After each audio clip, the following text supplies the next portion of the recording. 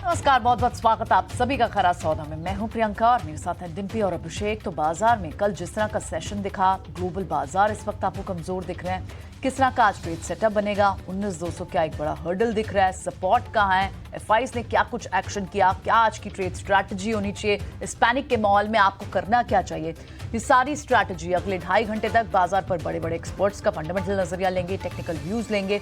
ये सब कुछ आगे शो में लेकर आएंगे। लेकिन एक खास शो के बारे में भी आपको बता दें, म्यूचुअल फंड महाकुंभ सिर्फ 2 दिन बचे हैं। शनिवार को देश का बड़ा शो है ये, और कई दिग्गज एक्सपर्ट होंगे, नामचीन फंड के प्रमुख होंगे, एसआईपी से जुड़े सारी आपकी कंफ्यूजन दूर करेंगे। देखना ना भूलें, शनिवार 28 अक्टूबर सुबह 10 बजे से।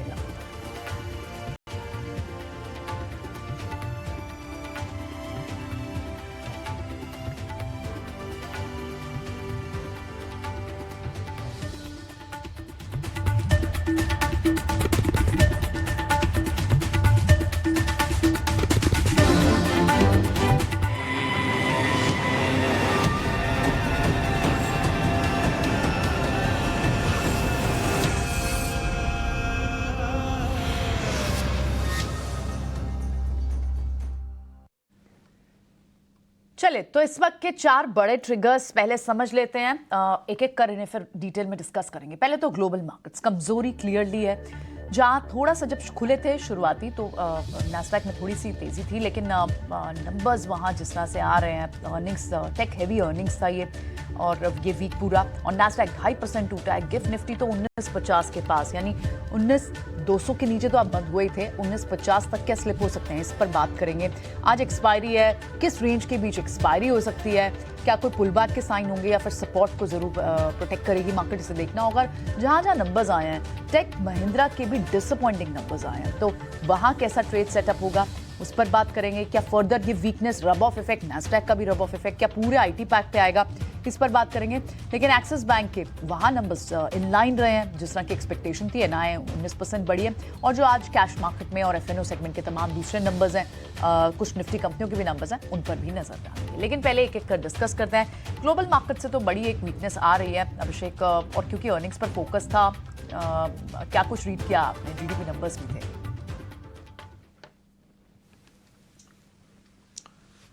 प्रियंका, अमेरिका में अर्निंग्स थोड़े से कमजोर आए हैं, या फिर कुछ कुछ उसमें चीजें ऐसी आई हैं जिन्होंने बाजार के मूड को डिस्टर्ब किया है, और उसके चलते हमने नैस्डैक में देखा है कि 2.5% के आसपास की गिरावट रही है। लेकिन शायद ये इतनी बड़ी चिंता नहीं है भारतीय बाजारों के लिहाज से। भारतीय बाजारों के लिए चिंता क्या है? क्रूड फिर से हम देख रहे हैं कि $90 के आसपास पहुंच गया है। बॉन्ड यील्ड की बात करें तो थोड़ी सी राहत आती है, 5% से नीचे आती है, लेकिन फिर से स्पाइकअप होकर वहीं पर पहुंच जाती है। तो 5% के आसपास की 10 ईयर की बॉन्ड यील्ड है यूएस में। एक वो टेंशन है। डॉलर इंडेक्स जिसके कि हम कूल ऑफ होने की थोड़ी सी उम्मीद कर रहे हैं और एक्सपेक्टेशन करके चल रहे हैं कि अच्छा वो थोड़ा सा नीचे आए तो हमें राहत मिले, लेकिन वहां पर भी देख रहे हैं कि स्पाइक है। 107 के आसपास का डॉलर इंडेक्स हो गया है। तो ये 3 चीजें थोड़ी सी डिस्टर्बिंग फैक्टर हैं। और इजराइल की और हमास की युद्ध की बात करें तो वो तो चल रहा है, उसको लेकर ज्यादा घबराहट की बात नहीं है, लेकिन थोड़ी बहुत जो मिडिल ईस्ट को लेकर जो टेंशन है, उससे क्रूड में जो भाव में उछाल आता है, उसको लेकर थोड़ी सी टेंशन बढ़ती है। $90 के आसपास आ गया है। अगर हम अमेरिका में नतीजों की बात करें तो अल्फाबेट का शेयर, जो कि गूगल की पेरेंट है, 10% उठा है, और वजह यह कि गूगल क्लाउड का जो रेवेन्यू आया वो अनुमान से कम आया, और मार्च 2020 के बाद इस शेयर में हमने सबसे बड़ी गिरावट देखी। अगर हम मेटा की बात करें, जो कि फेसबुक की पेरेंट कह सकते हैं, इनके रियलिटी लैब डिवीजन में थोड़ी सी दिक्कतें आई, उसके चलते शेयर में हमने 3% के आसपास की गिरावट हमने देखी है। आज जो नजर होगी हमारी वो Q3 के जीडीपी अनुमान पर होगी अमेरिका में, कि वो किस तरह से आते हैं, और कहीं ना कहीं ये जीडीपी अनुमान से पता चल जाएगा कि फेड का स्टांस क्या होने वाला है जब 1 नवंबर को जब पॉलिसी आएगी। साथ ही बेरोजगारी दावा यानी कि वीकली जॉबलेस क्लेम्स के भी आंकड़ों पर नजर रहेगी। साथ ही अमेजॉन, फूड समेत कुछ बड़े नतीजे आएंगे। लेकिन अगर हम ओवरऑल अगर हम मूड की बात करें, क्योंकि एशिया में भी कमजोर शुरुआत हुई है, आप चाहे जापान के बाजार निकाई को देख लीजिए, हांगकांग के बाजार हैंगसेंग को देख लीजिए, वहां पर कमजोरी है, और वहां से इन टोटलिटी क्यूज देते हुए गिफ्ट निफ्टी आज फिर से हम देख रहे हैं कि 100 अंक कमजोर है, 19,030 के आसपास कारोबार कर रहा है। तो फिर से चैलेंज वही है, लगातार 5 दिन हम गिरे हैं, उसमें डोमेस्टिक ट्रिगर भी शामिल रहे हैं, नतीजों से बहुत बड़ा सपोर्ट नहीं मिल पा रहा है, और ग्लोबल क्यूज भी, क्योंकि हम एक लिस्ट भी लेके आएंगे कि पिछले 5 दिनों में किस तरह से दुनिया भर के बाजारों में हमने कमजोरी देखी है, ये भी आगे लेकर आएंगे। लेकिन फिलहाल यही बता दें कि मूड और माहौल ग्लोबल संकेतों से आज भी थोड़े से नेगेटिव साइड पर है। लेकिन आज बाजार के लिए जो ट्रिगर होगा या फिर जिस पर सबकी नजर होगी वो होगी अक्टूबर सीरीज की एक्सपायरी पर। रोल ओवर्स के आंकड़े क्या हैं, किस तरह से डेटा फॉर्मेशन हुए हैं, आज कहां पर एक्सपायरी आपको दिख सकती है निफ्टी बैंक निफ्टी की, ये तमाम आंकड़े डिम्पी बहुत ही विस्तार से आपको आज समझाएंगे। डिम्पी बताइए, पहले तो ये बताइए कि रोल ओवर के आंकड़े क्या संकेत दे रहे हैं और जो आपने ब्रोकर्स के बीच में जो पोल किया है उसके नतीजे क्या निकल के आए हैं। बिल्कुल सामने सारे पॉइंट्स रखेंगे और आज इसकी इंपॉर्टेंस भी बहुत है। और मैं बोलूँगा कि ये 10वां महीना है जब हम सीरीज़ की एक्सपायरी देख रहे हैं इस साल में। ये मेरे को अब तक का सबसे कमज़ोर महीना दिखा, परसेंटेज के लिहाज से भी, कन्विक्शन के लिहाज से भी। आप ये चार्ट इस समय देख पा रहे होंगे स्क्रीन पे, 19,200 के हम नीचे आके फिसले, 19,000 को सिर्फ बचाने तक की बात रह गई है। आज क्या 19,000 बचेगा नहीं बचेगा? आपने मेरे से कल भी सवाल पूछा था, मैंने कल भी इसका जवाब दिया था कि यस, प्रोबेबिलिटी हाई है कि हम 19,000 को बचा जाएं। लेकिन आज गिफ्ट निफ्टी के हिसाब से देखेंगे तो जो गैप आपको मिलेगा वो भी 19,000 पे आके ही टिक रहा है। तो एक बार देखना होगा एक गैप के बाद हम और टूटते हैं कि नहीं टूटते हैं। प्रोबेबिलिटी ये कहती है कि शायद नहीं टूटेंगे। उसकी मैं एक एक करके आपके सामने वजह बताता हूँ, वो अपनी स्क्रीन पे देखिएगा। सबसे पहले पोल दिखाइए जो हमने एक्सपर्ट्स का पोल किया है, इससे काफ़ी हद तक आपको पिक्चर क्लियर हो जाएगी। फिर मैं इसके अंदर के जो कंपोनेंट्स है वो आपके सामने रखूँगा। 19,000 के नीचे जाने के चांसेस 20% है, लेकिन 19,000 से लेकर 19,200 के बीच में 40%, 200 से 400 के बीच में 30%। अगर आप इस पूरे एरिया को देखेंगे जो 40-30 लिखा है, तो मोटा मोटी 19,000 से 19,200 के बीच में जो एवरेज आ रही है, यही हमारी आज की सीरीज़ की एक्सपायरी दिखेगी, जहां पे करीब करीब हमने यहाँ पे बंद भी किया है। ये आप जो पॉइंट देख पा रहे हैं 100 पॉइंट का गिफ्ट निफ्टी, ये इसके अंदर ऑलरेडी डिस्काउंटेड है। तो हम ये एक्सपेक्ट कर रहे हैं कि गैप डाउन होने के बाद बाजार शायद और बड़ा लैकलस्टर यानी कि और दिक्कत नहीं पैदा करेगा, इसलिए चांसेस है कि 19,000 को बचा लिया जाएगा, प्रोबेबिलिटी हाई है। दूसरा आते हैं बैंक निफ्टी पर। एक बार जरा बैंक निफ्टी का पोल भी लेके आइए। 42,500 बहुत इंपॉर्टेंट है, ये गया तो फिर और भी दिक्कत आएगी। ऑलरेडी हम 200 दिनों के एवरेज के नीचे भी आ चुके हैं। बैंक निफ्टी का पोल भी यही कहता है कि 42,500 से 42,800, फिर 800 से लेकर 43,200, करीब 300-400 पॉइंट की रेंज है। इसके अंदर भी 70% एरिया वही मार्क हो रहा है। आप तो 42,500 के नीचे और 19,000 के नीचे जाने की प्रोबेबिलिटी थोड़ी कम लग रही है। ये गैप डाउन करेगा, गैप डाउन के बाद शायद और तोड़ेगा, इसकी प्रोबेबिलिटी भी कम लग रही है, क्योंकि आप ऑलरेडी पिटे हुए हो काफ़ी ज़्यादा। आते हैं अब रोल ओवर के नंबर्स पे। मैं आज थोड़ा समय ज़्यादा ले रहा हूँ, लेकिन ये सारे डाटा आपके सामने रखने ज़रूरी थे। रोल ओवर पे आते हैं। 63% अब तक निफ्टी का रोल ओवर आ चुका है, जो औसतन 65% इस समय रहता है ना day of expiry. Bank Nifty का रोल ओवर 56% है, जो औसतन एवरेज इस समय रहता है 61%। रोल ओवर जितना कम होगा और बाजार गिर रहा होगा तो प्रेशर उतना माउंट करेगा। आप देख रहे हो कि बैंक निफ्टी में रोल ओवर औसत से कम है, 6-7-8% तक कम है, इसलिए आपने कल बैंक निफ्टी में बड़ा क्रैक देखा, निफ्टी में फिर भी आप 19,000 को बचा के लेके गए। तो जो होता कैसे, प्रेशर कुकर की तरह, अगर आप उसका प्रेशर को रिलीज नहीं करेंगे वो फट जाएगा। तो कुछ कुछ रोल ओवर वैसे ही होता है, अगले महीने में ट्रांसफर दे दो, अगले महीने में ट्रांसफर नहीं दोगे तो इसी महीने में डैमेज करेगा। वो करा, उसने कल भी किया आपको। और कल भी हमने आपसे कहा था, जब प्रियंका ने हमसे पूछा, हमने कहा आप थोड़ा लेट हो गए हो अपने आंकड़े, अगर आप ठीक बता भी रहे हो तो सब। खैर एनी हाउ, आ जाते हैं आगे रोल ओवर कॉस्ट पे। खर्चा कितना आएगा अगली सीरीज का अगर आप ट्रांसफर करें तो? निफ्टी पे खर्चा आएगा 95 पॉइंट का, बैंक निफ्टी पे खर्चा आएगा 258 पॉइंट का। अक्टूबर छोड़ के नवंबर में जाओगे 250 रुपये फ्री के देने पड़ेंगे आपको बैंक निफ्टी के। अक्टूबर छोड़ के नवंबर जाओगे, निफ्टी के 100 रुपये आप महंगा करके जाओगे। तो आपकी ये रोल ओवर कॉस्ट आ गई है। अब आ जाते हैं एवरेज रिटेल में और एफआईज के पास होल्डिंग कितनी रही है अक्टूबर के अंदर और नवंबर के अंदर, प्रोबेबिलिटी क्या कहती है। देखिए अक्टूबर के अंदर जो उनकी होल्डिंग है वो 38% है और ये औसत रहती है करीब 48%, तो 10% से कम है। हम ये एक्सपेक्ट कर रहे हैं कि 10% का गैप फिल हो जाएगा, यानी कि नवंबर अक्टूबर के मुकाबले परसेंटेज में और एफआईज के नंबर के हिसाब से ठीक रहेगी। डीआईज की 54% है, औसतन 52% रहती है, यानी कि नंबर्स ठीक है। तो बैंक निफ्टी से मेरे को कोई बहुत ज़्यादा उम्मीद नहीं। निफ्टी से मेरे को लग रहा है कि हाँ यहाँ पे थोड़ा सा पुल बैक आएगा और अब हो सकता है सीरीज़ के एंड होते होते अगली सीरीज़ में आ जाए। वी वैम्प एक इंपॉर्टेंट लेवल होता है, इसको हम weighted volume weighted average price बोलते हैं। दोनों उसके नीचे हैं, दोनों उसके नीचे। तो 19,205 बनता है और बैंक निफ्टी का बनता है वो करीब करीब 43,070 का। तो दोनों नीचे है। जब तक 43,70 19,200 नहीं आएगा आप ठीक ही नहीं होंगे। आप कितना मर्जी बोलते रहिए अपने मन को, जितना मर्जी समझाते रहिए, ठीक नहीं होंगे। ये एक तरह का थर्मामीटर होता है, वीवैम्प टेक्निकल्स में बहुत इंपॉर्टेंस है इसकी। इसके ऊपर आने पे आप बोलेंगे कि मेरा बुखार धीरे धीरे करके उतर रहा है बॉस, नहीं तो आप बुखार में हैं, इसमें कोई प्रॉब्लम नहीं है, कहने में शर्म नहीं होनी चाहिए। आते हैं डिस्काउंट्स पे, 8 पॉइंट का डिस्काउंट है, इस बार बैंक निफ्टी पे भी डिस्काउंट है। अमूमन इस दिन तक डिस्काउंट नहीं रहता, थोड़ा बहुत प्रीमियम रहता था।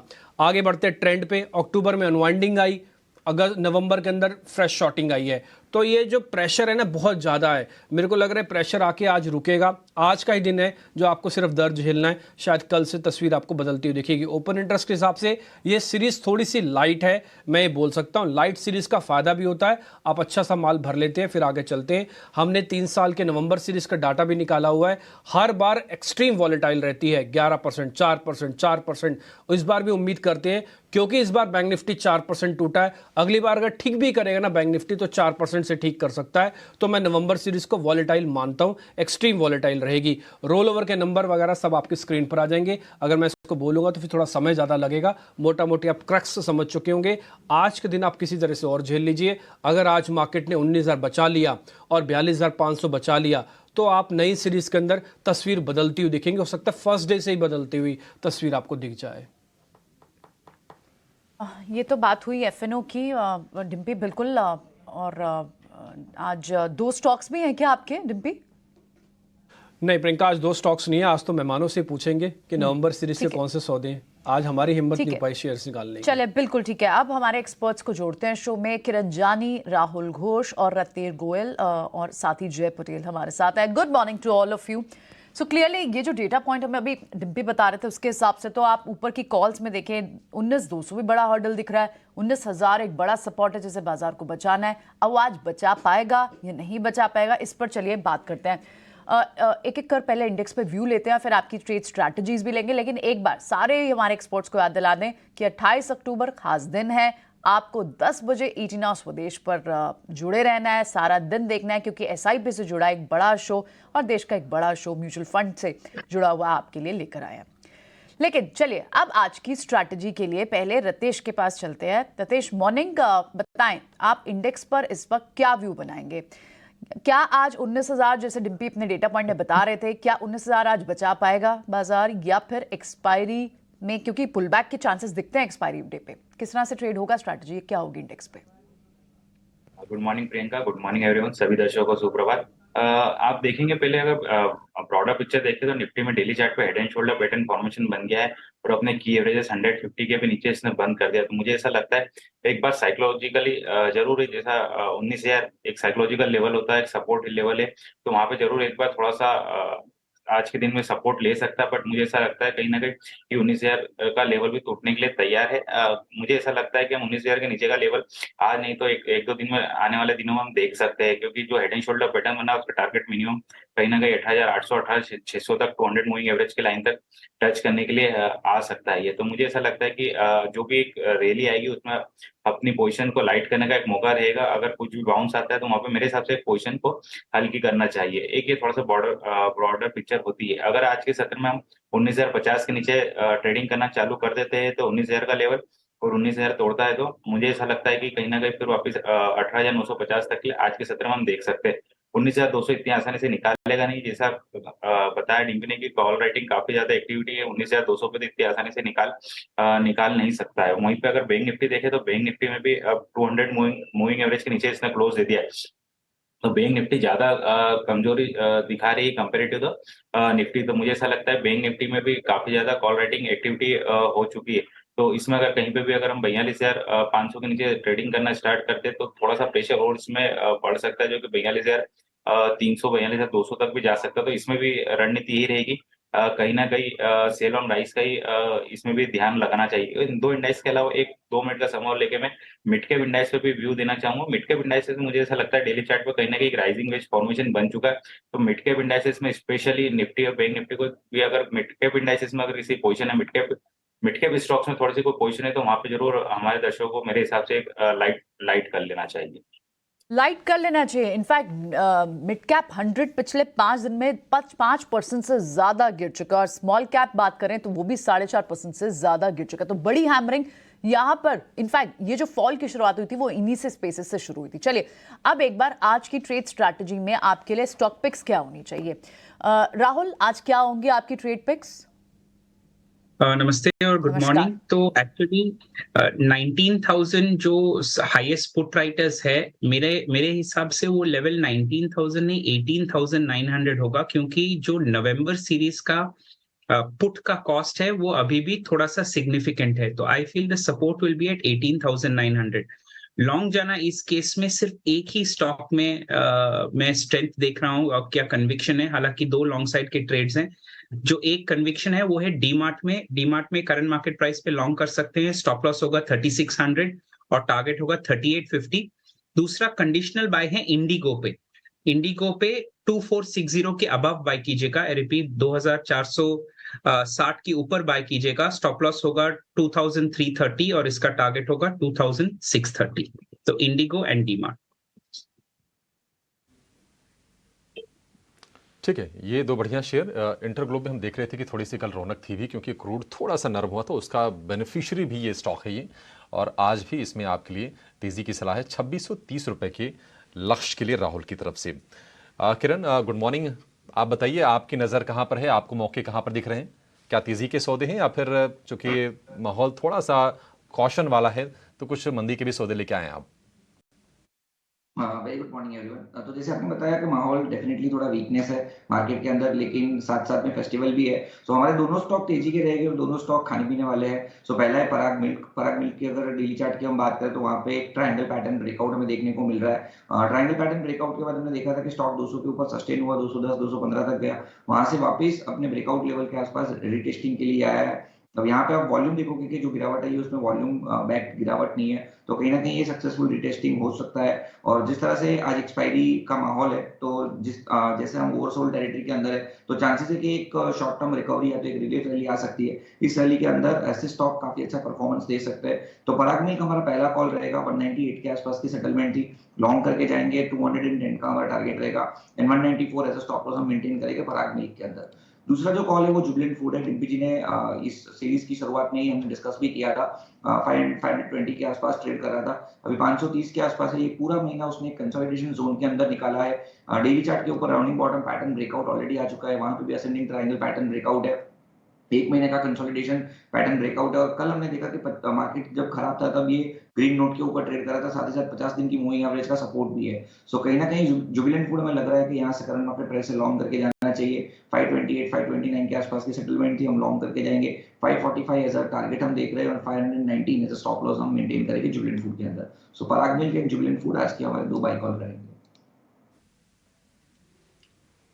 तो जुबिलेंट फूडवर्क पराग शेयर्स हैं जो किरण जी की तरफ से, इंडिगो, डीमार्ट राहुल ने कहा। और अभी तक आप एक चीज़ नोटिस कर रहे होंगे, भले इंडाइसिस को लेकर कन्विक्शन नहीं है, लेकिन शेयर्स को लेकर कन्विक्शन जस का तस है। आप 19,000 टूटेगा नहीं टूटेगा डिबेट सेकेंडरी हो सकती है, लेकिन शेयर्स के अंदर कहाँ पे कैसे सौदे बनाने हैं ये साफ साफ आपको पता लग रहा है यहाँ पे।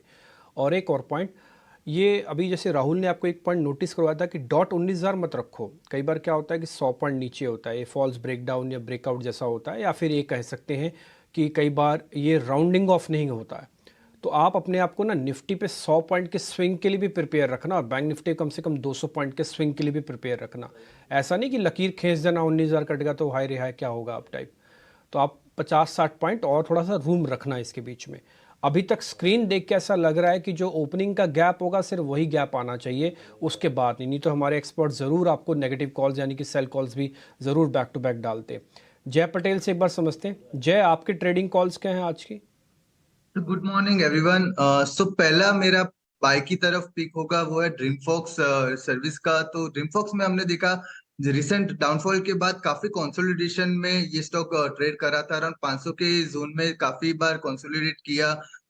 अभी भी मुझे लग रहा है कल के सेशन के बाद थोड़ा अप मूव डेफिनेटली दिखा सकता है। कल वॉल्यूम भी आया था इतने खराब मार्केट में, और कंटिन्यूसली यहाँ पर जो छोटी मूविंग एवरेजेस है उसके ऊपर ट्रेड कर रहा था, सुपर ट्रेंड लाइन के ऊपर ट्रेड कर रहा है। सो मुझे लग रहा है यहाँ से एक बाइंग अपॉर्चुनिटी यहाँ से हम देख सकते हैं, जो around even 34 day exponential moving average के ऊपर भी है। तो 509 के वहां से हम बाय करने का सोच सकते हैं, और स्टॉप लॉस टारगेट अराउंड 532 का रख के ये स्टॉक पर ट्रेड कर सकते हैं। स्टॉप लॉस अराउंड 490 का ये स्टॉक में रखना होगा, जो इवन प्रीवियस सपोर्ट भी है। सो ड्रीम फॉक्स पर बाय की सलाह होगी, और जो सेल की सलाह होगी दूसरे स्टॉक पर वो है लुपिन पर। सो लुपिन में एक just a second, so Lupin में हम देखें तो अराउंड 34 डेमा का जो मूविंग एवरेज इसने ब्रेक किया है, 50 डेमा की तरफ एक मूव दिखा रहा है। तो यहाँ से सेल कॉल की सलाह होगी लुपिन पर। टारगेट अराउंड 1099 के हम रख सकते हैं, और स्टॉप लॉस अराउंड 1177 के ये स्टॉक पर रख के चल सकते हैं। पहले इकलौती लुपिन कॉल आई है सेल की। ड्रीम फॉक्स एक शेयर है जो कि कैश का शेयर है और सर की तरफ से वो लिस्टेड है। बाय आप इसको कर सकते हैं, आज उन्होंने अपनी लिस्ट में डाल दिया इसको। तो जय पटेल के ट्रेड भी आपके पास आ गए। Ratnesh ji sir good morning, बताइए आपके trade sir. Good morning Dimpy ji. Well थोड़ा सा मैं जैसा बायस थोड़ा सा मुझे ऐसा लगता है कि डाउन साइड में रहना चाहिए। खुलने के बाद में देखते हैं कितना कंसोलिडेशन करता है, पर 2 सेल कॉल ही रहेंगे। एक भारत फोर्ज का मुझे ऐसा लगता है कि इसमें थोड़ा सा एक फ्रेश ब्रेकडाउन हमको देखने को मिल रहा है इसके अंदर। तो स्टॉप लॉस लगाएंगे 1060 का टारगेट जो लगता है 980 रुपए का लगता है मुझे। दूसरा टेक महिंद्रा में कल के सत्र में जाते थे काफी अच्छा एक वॉल्यूम डाउन साइड में इसने करा था। 200 मूविंग एवरेज मुझे ऐसा लगता है कि आज के सत्र में तोड़ सकता है। तो इसमें स्टॉप लॉस रहेगा 1170 का और टारगेट रहेगा 1110 का।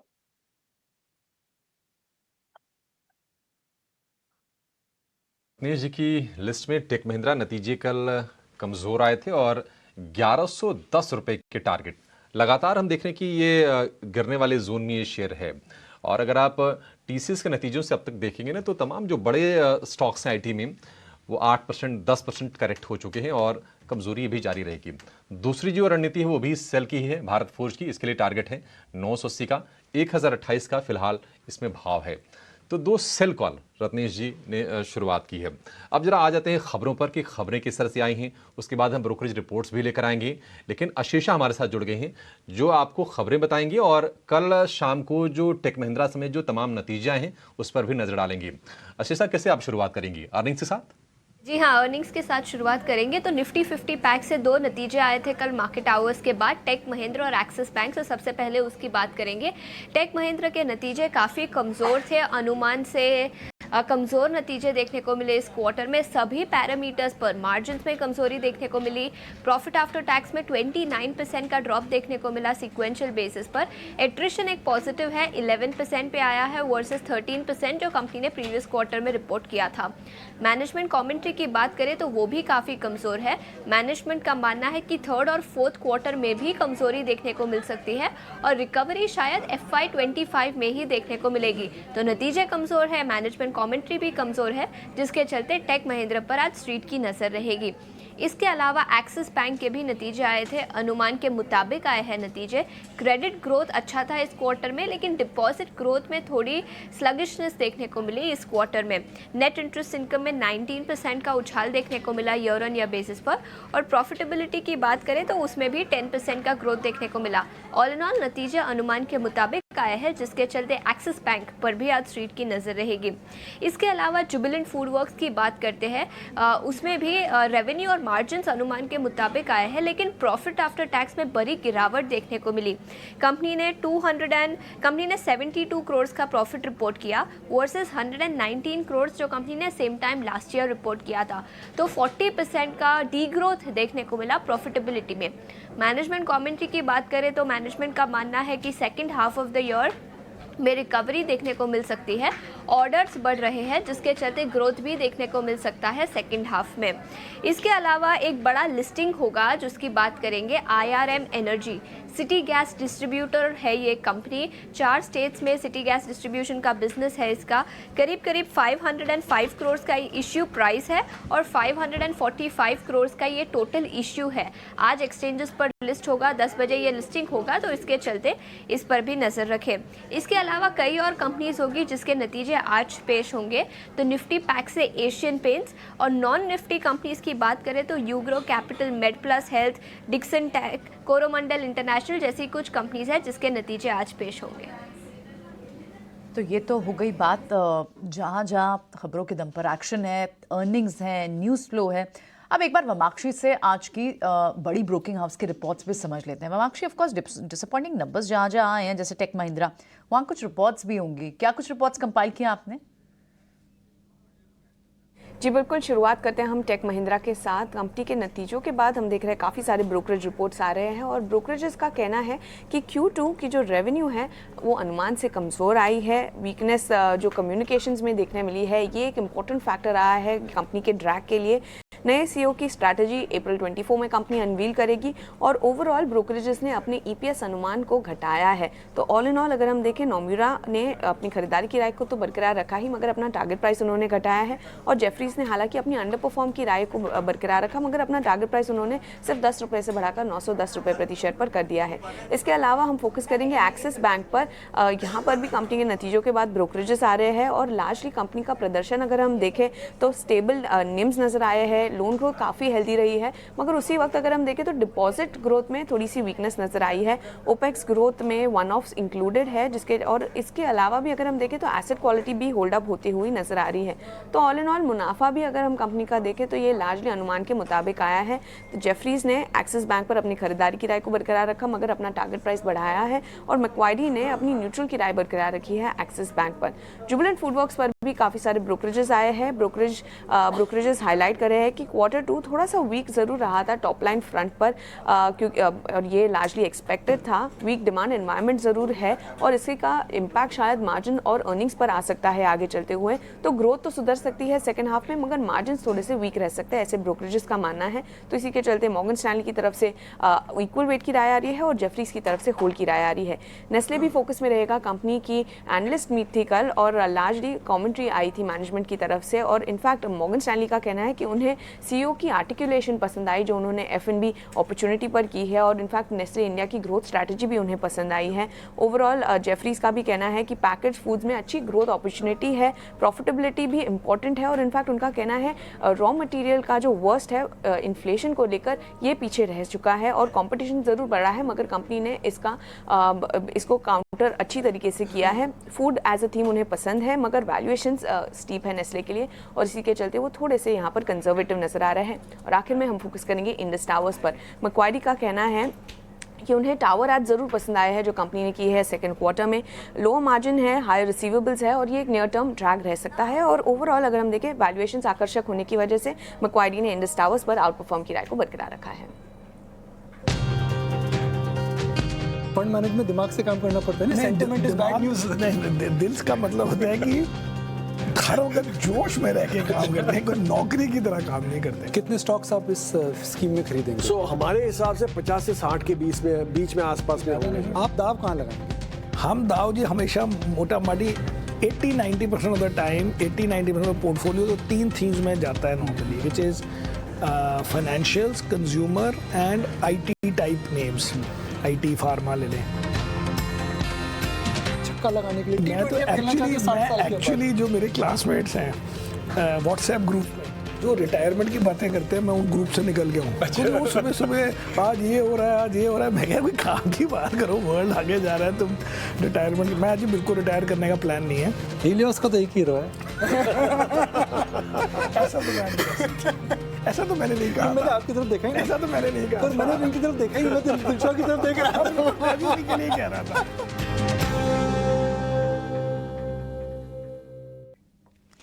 चलिए, तो आगे शो में आप ये खास कॉन्वर्सेशन भी सुन सकते हैं, लेकिन चलिए एक बार शो के दूसरे एलिमेंट्स पर नजर डालते हैं जो अभी हमें अशेषा और वमाक्षी रिपोर्ट्स बता के गई हैं। उसके हिसाब से पॉसिबल ट्रेड्स आज बनते क्या क्या हैं। अगर बाजार थोड़ा वीक है तो क्या वीकर काउंटर्स को शॉर्ट करना ज़्यादा रिवॉर्डिंग होगा? एक बार इस पर चर्चा ले लेते हैं। जय, क्या टेक महिंद्रा जहां नंबर्स वीक हैं, IT काउंटर्स पर एक प्रेशर नास्डैक का भी होगा, क्या फर्दर शॉर्टिंग की अपॉर्चुनिटीज टेक महिंद्रा या फिर दूसरे लार्ज कैप IT पे आज ढूंढनी चाहिए? Definitely Priyanka ji, because Tech Mahindra का चार्ट हम देखें तो 200 दिन की एक्सपोनेंशियल मूविंग एवरेज के नीचे कल के दिन में ब्रेच किया है और अभी भी डाउनसाइड नेगेटिव रिजल्ट के चलते डेफिनेटली आ सकता है। तो मुझे लग रहा है ये अपॉर्चुनिटी बन सकती है शॉर्टिंग के लिए। 1090 के अराउंड यहाँ पर टारगेट बन के आ रहे हैं। तो टेक महिंद्रा और दूसरे IT सेक्टर के दिग्गज पर भी शॉर्टिंग अपॉर्चुनिटी बन सकती है। नास्डैक में जो हमने देखा अल्फाबेट के रिजल्ट आए, सो ग्लोबल आईटी कंपनीज में भी प्रेशर दिख रहा है और इंडियन कंपनीज में भी डेफिनेटली दिखेगा, और टेक महिंद्रा का रिजल्ट भी हमें ये प्रूव कर रहा है। सो डेफिनेटली टेक महिंद्रा को शॉर्ट करने के लिए आज के दिन में अपॉर्चुनिटी अच्छी है। लोग भी दिखावटी। ठीक है, मयूरेश शिवशी भी इसमें हमारे साथ जुड़ गया, एक बार उनका मयूरेश बहुत बहुत शुक्रिया, थैंक यू वेरी मच आज समय देने के लिए। पहले एक बार जरा एक्सिस बैंक के नंबर्स पे सर मैं आपका टेक लेना चाहूँगा। नंबर्स नो डाउट आपने भी देखे होंगे सर, हमारे हिसाब से नंबर्स में कोई ख़राबी दिख नहीं रही है, इनलाइन नंबर्स हैं, क्रेडिट ग्रोथ ठीक ठाक है, प्रोविजनिंग भी ठीक ही है, ऐसे इतना भी ख़राब नहीं है। एक बार जरा आपका टेक चाहिए सर। मॉर्निंग डिम्पी जी। नहीं, नंबर्स बेहतर है बोथ अनुमान के हिसाब से और जो एक्सपेक्टेशन मार्केट कर रही थी इन टर्म्स ऑफ कंपैरिजन विद जो दूसरे बैंकों ने नंबर पेश किए हैं। तो जो निम्स में ग्रोथ देखी गई है ईयर ऑन ईयर भी और क्वार्टर ऑन क्वार्टर में, ये बेहतर है क्योंकि आईसीआईसीआई बैंक, कोटक बैंक का यहाँ पे निम्स में कॉम्प्रेशन देखी गई है। तो डेफिनेटली ये पैरामीटर पे आई think this is a far better number. जहां तक एसेट क्वालिटी का सवाल रहा है, आई थिंक जो स्ट्रीट एक्सपेक्ट कर रहा था उससे भी कम आई है। इनफैक्ट सीक्वेंशियली भी asset quality pressures have come of. GNPA is 1.73 compared to 1.96 और net NPA is 0.36 compared to 0.41। Provisioning बड़ी है, रिटेल लोन्स इज नाउ 58% और corporate side of the loans पे भी 89% ऑफ लोन्स A- या उसके ऊपर है। यानी जो एक रिस्क फैक्टर होती है जो स्ट्रीट देखना चाहता है both in terms of unsecured loans as a percentage to total loans और जो रेटिंग यानी कम रेटिंग वाले लोन्स है, यहाँ पे एक डिक्लाइनिंग ट्रेंड दिख रहा है जो एक बहुत पॉजिटिव साइन मानी जा सकती है। सब्सिडरीज का भी परफॉर्मेंस ठीक ठाक रहा है और इसके हिसाब से मुझे लगता है कि जो स्ट्रीट अनुमान कर रहा था और जो एक बियर कंपैरिजन है, एक्सिस बैंक के नतीजे थोड़े बेहतर है। तो आई थिंक एक पॉजिटिव रिस्पॉन्स शायद स्ट्रीट देगा एक्सिस बैंक के। पॉजिटिव रिस्पॉन्स दे सकता है। नंबर्स हमको ज़्यादा ख़राब लग नहीं रहे हैं। कल ये थोड़ा रुक भी रहा था, मतलब मार्केट के अंदर उतना पार्टिसिपेट नहीं कर रहा था। अगर आप इसका इंट्राडे चार्ट दिखा देंगे तो मोटा मोटी आपको आइडिया लग गया होगा कि नंबर्स पे एकदम से मत कूदिएगा। कई बार क्या है, नंबर और बाज़ार का कॉम्बो भी साथ में चलता है, तो बाज़ार अगर वीक है, अच्छे नंबर भी आ जाना तो वो रिटर्न आपको नहीं दे पाते जो एक्सपेक्टेड रहते हैं। तो इसलिए थोड़ा रुक जाना चाहिए, लेट इट भी थोड़ा सेटल हो जाए, उसके बाद फिर आप कर लेना ट्रेड। किसने मना किया आपको? आगे बढ़ते हैं, एक दो शेयर्स जरा और पता करवा लेते हैं। इंडस टावर के नंबर्स वीक हैं, मैं इस पर जरा टेक्निकल ट्रेड लूँगा और इसमें जय पटेल के पास जाता हूँ। जय, जरा इंडस टावर चेक करना, नंबर्स आपकी स्क्रीन पर आ जाएंगे, मैं जरा आप दिखा देता हूँ। इनके मार्जिन्स कम हुए हैं 49 से 48%, ऑपरेशन प्रॉफिट 2% कम हुआ है, रेवेन्यू सिर्फ 1% बढ़ा है, मुनाफा 4% कम हुआ है। इस सारे के सारे नंबर्स आपके स्क्रीन पर आएंगे। एक बार जरा आप चेक कर लीजिए जय पटेल, ये नंबर डिस्काउंटेड दिख रहे हैं प्राइस के अंदर क्या आपको? तो डीपी जी, इंडस टावर का चार्ट हम देखें तो डेली चार्ट पर ट्रिपल टॉप ट्रिपल बॉटम का डाउनसाइड ब्रेकडाउन आया है। डेफिनेटली 100 डे 200 का कंजेशन था, उससे भी ब्रेकडाउन आया है। तो मुझे लग रहा है ये एक्सटेंड डेफिनेटली हो सकता है, रिजल्ट भी कम आए और प्लस टेक्निकली भी थोड़ा वीक लग रहा है मुझे। सो यहाँ पर एक सपोर्ट बन के आ रहा है अराउंड 163 के अराउंड, 160 टू 163 के अराउंड एक जोन है, वहां पर एक सपोर्ट दिख रहा है। सो मुझे लग रहा है वहां तक एक्सटेंड हो सकता है। बाजार में भी वीकनेस है, तो डेफिनेटली ये स्टॉक में डाउनसाइड हम देख सकते हैं आने वाले समय में, और ये स्टॉक को शॉर्ट करना भी एक अच्छा ट्रेड बन सकता है शॉर्ट करने के लिए भी। और स्टॉप लॉस हम यहाँ पर अराउंड 178 का लगा के, छोटा सा स्टॉप लॉस लगा के यहाँ पर ट्रेड एक ले सकते हैं आज के दिन में और इवन नवंबर के महीने की। ठीक है, ये तो बात हुई इंडस टावर की, जहां पर आप सेल की सलाह दे रहे हैं। तो क्या जुबिलेंट फूडवर्क पर भी एक सेल स्ट्रैटेजी होनी चाहिए आज Rahul? In line two week set of numbers ही थे, थोड़ा सर्च तो हुआ था जुबिलेंट फूड अपने नंबर्स से पहले, लेकिन इन पर कई क्वार्टर से जो इनके रॉ मटेरियल के प्राइजेस वे कर रहे हैं वो उनके मार्जिन पर कंप्रेशन लगातार बना रहे हैं। अब भी आप देखें तो मार्जिन कंप्रेस्ड हुए हैं। क्या आज एक शॉर्टिंग अपॉर्चुनिटी ढूंढनी चाहिए जुबिलेंट फूड में? अभी फिलहाल तो ये पूरे मार्केट में जुबिलेंट फूडवर्क्स थोड़ा सा रेजिलियंस दिखा रहा है, तो डेफिनेटली शॉर्टिंग का कैंडिडेट अभी नहीं बनेगा। स्पेशली एक और कारण की वजह से कि जो लोअर बैंड है बोलिंजर बैंड्स पे, उस पे सपोर्ट ले रहा है और कल भी फॉलिंग मार्केट में आप नोटिस करेंगे इतना सेल ऑफ नहीं हुआ है। इनफैक्ट थोड़ा सा स्टैंड ग्राउंड किया है जुबिलेंट फूड ने, तो होल्ड कर सकते हैं अगर किसी के पास अभी भी है शेयर्स। फ्रेश बाय अगर करना चाहे तो 535 के ऊपर एक बाय इनिशिएट कर सकते हैं, बट बहुत ही छोटा टारगेट होगा 1.5-2% का, बट सेल आज के डेट में नहीं करना मुनासिब होगा। वीकनेस को ऑलरेडी बाजार पहले ही डिस्काउंटेड कर चुका था वीक सेट ऑफ नंबर्स को भी, और इसीलिए थोड़ी सी रेजिलियंस है। और कई सारी ब्रोकिंग हाउस की रिपोर्ट्स भी हैं कि यहाँ पर एक स्ट्रक्चरल प्ले ज़रूर हो, लेकिन थोड़ी सी स्टोरी जो अनसर्टेनिटी इनकी एसएसजी ग्रोथ में दिख रही है और ओवरऑल ग्रोथ स्लो है, और इक्वल वेट की ही राय दी है यहाँ पर ब्रोकिंग हाउस की रिपोर्ट्स में भी। इनफैक्ट मॉर्गन स्टैनले ने इक्वल वेट दिया है और टारगेट प्राइस भी थोड़ा सा कट किया है। जो सारी भी रिपोर्ट्स हमें वमाक्षी बता के गई हैं, एक बार समझ लेते हैं जिस तरह से QSR स्पेस की ग्रोथ दिख रही है। मयूरेश से इनफैक्ट स्पेस को समझते हैं। मयूरेश, काफ़ी ज़्यादा फ्लेवर में थे ये स्टॉक्स, चाहे आप QSR के सेगमेंट की बात करें तो, चाहे वो स्पेशलिटी रेस्टोरेंट, ब्रांड एशिया हो, और वेस्ट लाइफ में इनफैक्ट जिस तरह की ग्रोथ दिखी, कोई ना कहीं जुबिलेंट फूड पर ये बहुत वे किया है क्योंकि कंपटीशन इंटेंस हुआ है इनके लिए। आप कैसे स्पेस को स्टडी कर रहे हैं? मॉर्निंग प्रियंका। तो 2-3 चीजें। एक, अगर आप पीयर कंपैरिजन देखें जुबिलेंट फूडवर्स के साथ, तो वेस्ट लाइफ देखें, देवयानी देखें, तो नंबर्स कंपैरेटिवली देवयानी हो, वेस्ट लाइफ हो, ये फार बेटर रहे हैं compare to what Jubilant has been delivering. तो आई थिंक जो बाकी अन्य कंपनियों का परफॉर्मेंस रहा है, स्पेसिफिकली देवयानी और Westlife, has been quite good. दूसरा देखें, जैसे आपने राइटफुली कहा, जो इनपुट कॉस्ट थी पिछले तिमाही के लिए और जो हम एक्सपेक्ट कर रहे हैं in terms of milk prices still remaining elevated, cheese के दाम अभी भी एलिवेटेड है as value added products as a corollary to milk. I think ये डेफिनेटली वे इन करते हैं, और कंपटीशन के कारण input cost even if they are going higher, in fact prices are getting cut. हमने अभी न्यूज में पढ़ा था कि जो इनका सबसे लार्ज पिज्जा होता है जुबिलेंट का, डोमिनोज का, they have actually cut their prices quite significantly in lieu of competition, both listed as well as unlisted. आप ये देख लीजिए, जो unlisted space है, यहाँ पे भी जबरदस्त competition है। जो local players हैं, regional players हैं, ये अच्छी खासी competition पोस्ट कर रहे हैं। Third, I think with technological innovations, obviously, I think काफी कुछ बदल रहा है। In dining obviously has gone down for Jubilant, but जो mobile ordering है, और overall online ordering is almost 98.2%, और उसमें मोबाइल ऑर्डरिंग 98.8% है। तो I think this is a moving trend which will evolve going forward, जो कॉस्ट को control में रखेगा, जो जुबिलेंट ने भी किया है through their project called Vijay. But जो नंबर्स थे डेफिनेटली वीक थे, but for the space is there a structural story?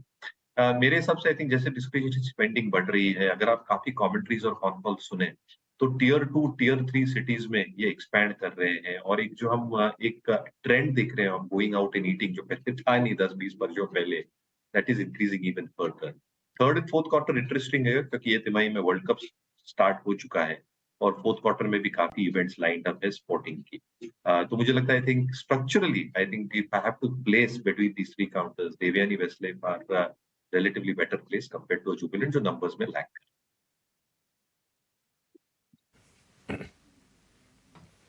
ठीक है, तो जुबिलेंट फूड आज रडार पर भी है, नतीजे भी आए हैं, और ब्रोकरेज की रिपोर्ट्स का भी एनालिसिस हमने कर लिया है। लेकिन दरअसल हम देख रहे हैं कि दुनिया भर में फाइनेंशियल मार्केट्स में कुछ दिनों से टर्मोइल दिख रहा है। 5 से 6 सत्र में अगर आप देखेंगे तो 3%, 4%, 5% औसतन सारे के सारे बाजार गिरे हैं। लेकिन दुनिया भर के फाइनेंशियल मार्केट्स में इस समय किस तरह की जोखिम नजर आ रहे हैं, साथ ही अलग अलग कारोबार को लेकर हिंदुजा ग्रुप का क्या आउटलुक है, इन सब मुद्दों पर लंदन में हमारे सहयोगी अजय शर्मा हिंदुजा परिवार के सदस्यों के साथ मिले, उनसे लंबी बातचीत की। इस बातचीत में क्या खास रहा, आइए जानते हैं। हम यहाँ लंदन इंग्लैंड में हैं और हमने एक बहुत 3 से 4 घंटे की बड़ी मीटिंग हिंदुजा ग्रुप के सारे फैमिली मेंबर्स के साथ की है। जीपी हिंदुजा, अशोक हिंदुजा, प्रकाश हिंदुजा, दूसरे फैमिली मेंबर्स भी हिंदुजा फैमिली के साथ में थे। जीपी हिंदुजा का मानना है कि दुनिया में इस समय काफी ज्यादा रिस्क है। इजराइल पैलेस्टीन का मामला जो है वो रिस्की है, बिजनेसमैन के लिए, इंडिया के लिए वो बहुत बड़ा रिस्क है, मार्केट्स, फाइनेंशियल मार्केट्स के लिए दुनिया भर में बहुत बड़ा रिस्क है। उनकी नजर इस समय चाइना और ताइवान मामले पर भी बनी हुई है, जिसको वो रूल आउट नहीं करते हैं। तो जीपी हिंदुजा का जो व्यू है इस समय बिजनेस एनवायरनमेंट पे, ग्लोबल इश्यूज को लेके बहुत कॉशियस था।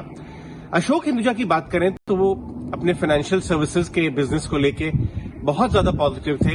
इंडसइंड बैंक में वो अपना स्टेक बढ़ाना चाहते हैं। रिलायंस कैपिटल को एक व्हीकल बना के ब्रोकरेज, इंश्योरेंस, बहुत सारे बिजनेसेस में घुसना चाहते हैं। इनफैक्ट उन्होंने एनबीएफसी और फाइनेंशियल सर्विसेज के बिजनेस में एमएनए की भी बात की है। उन्होंने हमें यह भी बताया कि अगले 2-3 सालों में वो रिलायंस कैपिटल में 35 to 40 बिलियन डॉलर्स के वैल्यूएशन का कारोबार करना चाहते हैं, वैल्यू क्रिएट करना चाहते हैं। उन्होंने हमें यह भी बताया कि लेलैंड फाइनेंस जो है, हिंदुजा लेलैंड फाइनेंस जिसका आईपीओ पहले आने वाला था, वो भी वापस ट्रैक पे है और उसकी भी लिस्टिंग होगी। अगर हम अशोक लेलैंड की बात करें तो हमें धीरज हिंदुजा ने ये बात बताई है कि अशोक लेलैंड जो सीवी में बड़ा कारोबार करती है, अगले 2 से 3 साल में एक्सपोर्ट्स का रेवेन्यू वहां पे ऑलमोस्ट डबल से ज्यादा हो जाएगा। अभी 10-11% उनका एक्सपोर्ट से आता है, आगे आने वाले सालों में वो उसको 20% के ऊपर करना चाहते हैं। तो ये बहुत खास बात है। हमारे साथ संजय हिंदुजा जी ने भी बात की और गल्फ ऑयल के बारे में, जो इनकी लिस्टेड कंपनी है इंडिया में, ये बताया कि गल्फ ऑयल अभी तक केवल लुब्रिकेंट्स के कारोबार में है, लेकिन आगे जाने पे वो स्पेशलिटी केमिकल के भी कारोबार में एंटर करेगी। तो बहुत सारी बातें पूरे हिंदुजा ग्रुप की हमें निकल के आई और हमारे व्यूअर्स के लिए काफी सारे स्टॉक्स ऑन रेडार हैं। और ये एक्सक्लूसिव बातचीत हम लंदन से लेके आए हैं उनकी फैमिली के साथ, उनके घर पे बहुत लंबी राउंड टेबल करने के बाद। ठीक है, तो अशोक लेलैंड फाइनेंस का आईपीओ को लेकर प्लान्स हैं, ऑन ट्रैक है, उसको लेकर तैयारी चल रही है और इंडसइंड बैंक के विस्तार को लेकर भी कंपनी की योजना है। और ये तमाम मुद्दे निकल के आए जब हिंदुजा भाइयों से अजय शर्मा ने बातचीत की। लेकिन चलिए अपनी चर्चा को हम आगे बढ़ाते हैं और कुछ स्टॉक्स पर हम व्यू लेते हैं जिन पर आज के सत्र में असर ज़रूर दिखेगा। कल हमने देखा था कि इन्फोसिस की तगड़ी हमने पिटाई होते हुए देखी, शेयर करीब 3.25% लुढ़का। टेक महिंद्रा में आज सेल कॉल आई रही है। इन्फोसिस क्या थोड़ा सा ओवरसोल्ड टेरिटरी में चला गया है किरण, और क्या आपको लगता है कि अब थमनी चाहिए कमजोरी यहां पर इन्फोसिस में? सो इन्फोसिस की अगर हम बात करें तो स्टॉक अपनी सभी इंपॉर्टेंट मूविंग एवरेजेस के नीचे ट्रेड कर रहा है। और जैसे आपने हाईलाइट किया कि उसका जो मोमेंटम इंडिकेटर का रीडिंग है वो कहीं ना कहीं डेफिनेटली एक ओवरसोल्ड ट्रेंड के अंदर है। अब करंट मार्केट प्राइस के ऊपर आप अगर देखोगे तो एक रिवर्सल हार्मोनिक पैटर्न जनरली काफी कम लोग ये फॉलो करते हैं, लेकिन एक हार्मोनिक पैटर्न भी है जिसको हम बैड पैटर्न कहते हैं। तो कहीं ना कहीं इसका प्रोबेबल रिवर्सल जोन जो है वो 1370 से लेकर 1350 के आसपास है। तो रिस्क रिवॉर्ड रेशियो के पॉइंट ऑफ व्यू से मेरे हिसाब से 1370 1350 would be the reversal zone. और मार्केट का सेंटीमेंट खराब है तो मेरे हिसाब से एक आध दिन आप वेट कीजिए। अगर 1350 का लेवल ब्रेक नहीं होता है then there are very good chances कि आपको यहाँ से रिवर्सल मिलेंगे। तो जिनके पास पोजीशन है वो डेफिनेटली होल्ड रखे 1350 का स्टॉप लॉस लेके, और जिनके पास नहीं वो एक आध दिन होल्ड वेट करे। अगर 1350 नहीं टूटता है तो फिर आप लॉन्ग कर सकते हो। स्टॉप लॉस डेफिनेटली 1350 रहेगा। और जिस तरह के चार्ट पैटर्न है ऊपर में जैसे ही 1400 का लेवल क्रॉस होगा रिवर्सल कंफर्म होगा and then we can expect 1450 तक के टारगेट। सो ओवरऑल 1350 के स्टॉप लॉस के साथ होल्ड रख सकते हैं।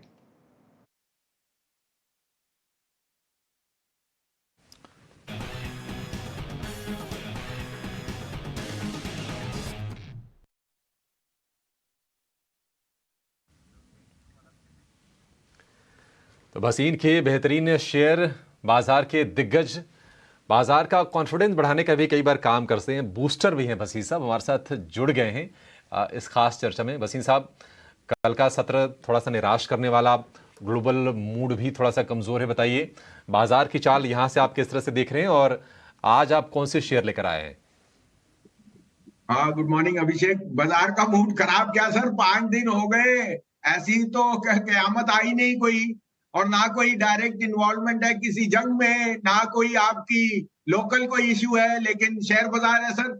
और दूसरी बात, I think bond yields, dollar, oil, सारा जियोपॉलिटिकल रिस्क प्राइस्ड इन हो रहा है। मुझे बहुत कॉन्फिडेंस है अभिषेक के नेक्स्ट वीक से 1-2 दिन और आपको देखना होगा। आज एक्सपायरी है, आपको पता है कि बैंक निफ्टी और निफ्टी दोनों पे प्रेशर रहा है, बट आई थिंक निफ्टी की जो कई स्टॉक्स की वैल्यूएशन प्लस बैंक निफ्टी की आफ्टर अर्निंग्स, मुझे लगता है ये तो 17,000 का इंडेक्स दिख रहा है मुझे। और मिड कैप से ज्यादा I am very bullish on the large caps now for this month and the end of the year. तो मैं तो यहाँ सजेस्ट करूंगा कि आप इंडेक्स लीजिए। कल मैंने आपको दोनों मेटल काउंटर्स दिए थे, एबीएसएल, एएमसी, दोनों मेटल काउंटर्स विनर्स थे, जिंदल स्टील, और हिंडाल्को। मुझे आज एक्सिस बैंक के नंबर्स बहुत पसंद है। I think Axis ICICI are going to lead from the front. तो आज आप एक्सिस बैंक पे जरूर दाव लगाइए। अगर आप ट्रेडर हैं तो 1000, 1200, 1000, 1020, 30 का भाव जरूर दिखता है मुझे। 925 का स्टॉप लॉस रखिए। मैरी को मैंने कल भी आपको कहा था 935-40 में लीजिए। स्टॉप लॉस ऑफ 535 में 515 का स्टॉप लॉस रखिए। 600 का टारगेट दिखता है। और एबीएसएल एएमसी मैंने कल भी कहा था, परसों भी कहा था। I think that is a very good play to be in. दूसरा, मैं आज फिर दोहराता हूं, index can be down 100 points in the next 1 or 2 days on the volatility, but इस समय bank Nifty and Nifty giving very good opportunity to enter. Remember, dark is darkest जब आपको और मेरे को दिखता नहीं आगे फ्यूचर, वहीं पे बॉटम्स बनते हैं। और वो आपके और मेरे डिजाइन से नहीं है, वो फियर और ग्रीड से है। आज fear is at its highest and generally today and tomorrow you will make a big bottom. Done sir. बसीन साहब, आपने काफ़ी हद तक शेयर्स भी बता दिए और आपने इंडाइसिस भी अपना व्यू पॉइंट दे दिया। अब इंडाइसिस का एक छोटा सा कंपोनेंट है उसकी लीडरशिप में, वो HDFC, Reliance, TCS, Infosys, LNT, HUL के पास है। इसमें से कोई 1-2 शेयर पे आपका एनालिसिस है तो जरा वो भी बता दीजिए सर। बिल्कुल अच्छी बात कही डिप्टी। देखिए, main fall has been more because of Reliance, HDFC bank and Lever. और मुझे अब रिलायंस के कल परसों रिजल्ट भी है, एचडीएफसी के रिजल्ट्स में जो अनहोनी या जो एक्सपेक्टेड वीकनेस थी वो सब प्ले आउट हो गई। In fact their CASA ratio, their credit growth and their order book, their credit book is at the highest ever. तो I think HDFC bank and Reliance इस महीने ये शेयर ने निफ्टी को वापस चलाना ही चलाना है। और मुझे कोई दो राय नहीं, रिलायंस के नंबर्स, आज आप 10 लाख करोड़ की मार्केट कैप कह रहे हो, उसकी रिटेल की है, तो बाकी बिजनेसेस फ्रॉम जियो, आरकूस, Jio to new energy to OTC cannot be 5 lakh crore. I think Reliance fits the bill perfectly to be bought over here. परसों आपको रिजल्ट्स में वही, you will beat all expectation. Reliance, HDFC, I am betting on. आज आपको और बोल दूं, जियो finance is something you should accumulate around 200 because बहुत strong houses are accumulating that strong, and I think the next 2-3 years will belong to Jio Finance. ठीक है, तो बसीन साहब ने आपको मोटा मोटी क्लियर कर दिया। एक तो इंडाइसिस पे बाय, दूसरा इंडाइसिस के कंपोनेंट पे रिलायंस और एचडीएफसी पे बुलिश, तीसरा जियो फाइनेंशियल्स भी ध्यान रख सकते हैं। ऑलरेडी 6 करोड़ शेयर्स कल पता लगा कि मैनेजमेंट की तरफ से भी बाय किए हुए हैं, यानी कि प्रमोटर्स फैमिली, अंबानी फैमिलीज़ की तरफ से। और दूसरा उन्होंने एक्सेस, मैरिको और आदित्य बिरला सन लाइफ जैसे कुछ एक शेयर्स आज सजेस्ट किए हैं आपको। बहुत बहुत शुक्रिया मिस्टर बसीन, थैंक यू वेरी मच, आज आपने समय निकाला। आगे बढ़ते हैं, मुनाफे का फंडा भी आपका इंतज़ार कर रहा है। पंकज पांडे मेरे साथ जुड़ चुके हैं।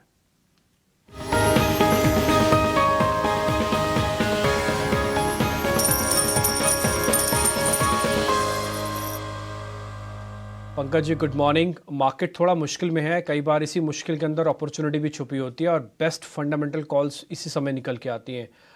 आई होप कि आपने अच्छे से रिसर्च करके शेयर्स निकाले हुए हैं। सर जरा बता दीजिए वो कौन से शेयर्स हैं। Good morning.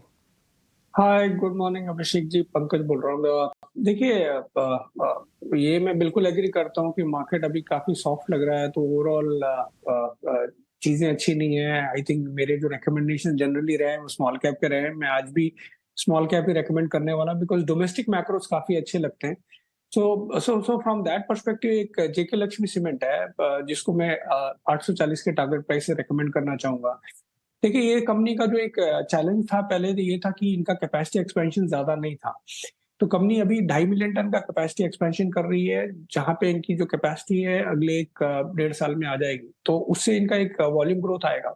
प्लस जो लॉन्ग टर्म में था कंपनी का जो ग्रोथ है वो अगेन वॉल्यूम से ही आएगा, बिकॉज 18 मिलियन टन का कैपेसिटी इनका हो जाएगा। इन्होंने करीब जो आउटलुक दिया है करीब 30 मिलियन टन का कैपेसिटी का दिया हुआ है।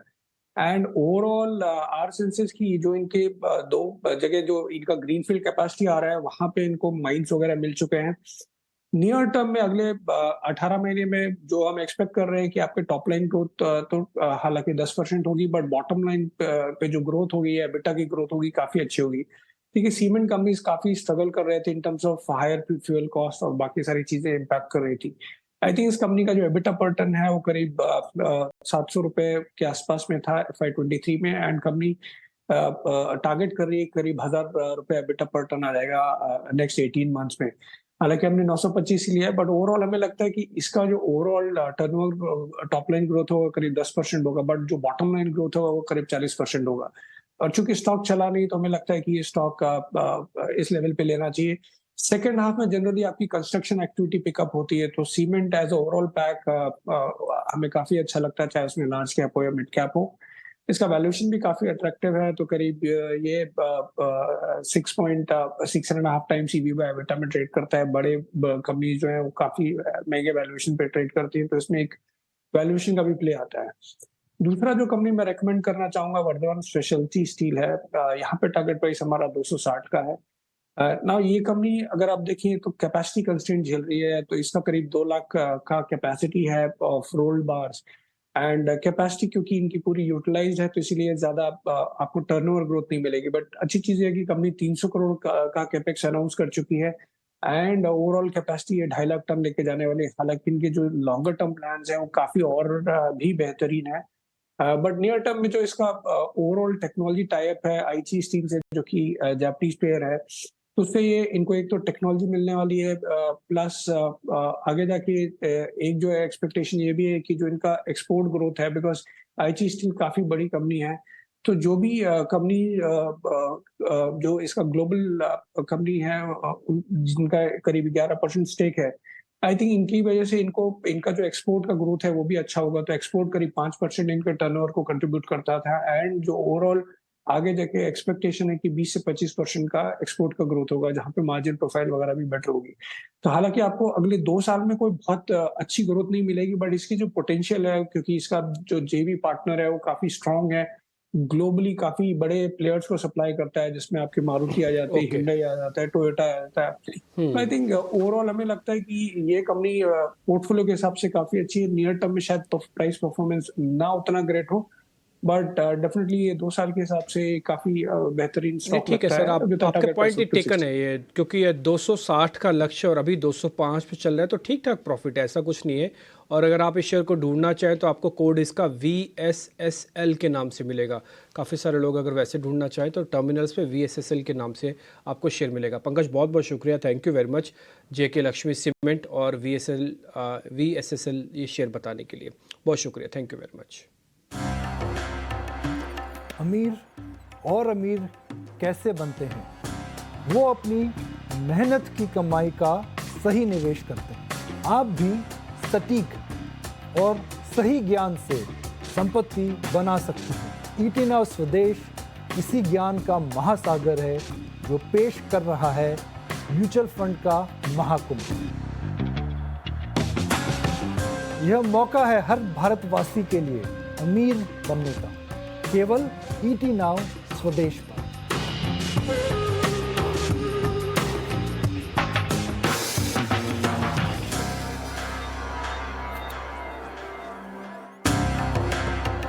क्या आपको यकीन है आप एक दिन अमीर बनेंगे? तो क्यों ना आपको एक ही दिन में अमीर बनाया जाए। इसीलिए ईटी नाउ स्वदेश लेकर आ रहा है म्यूचुअल फंड महाकुंभ। ये एक ऐसा ज्ञान का मेला है जहां पर आप अपने म्यूचुअल फंड निवेश और SIP से जुड़े हर सवाल का जवाब पा सकते हैं।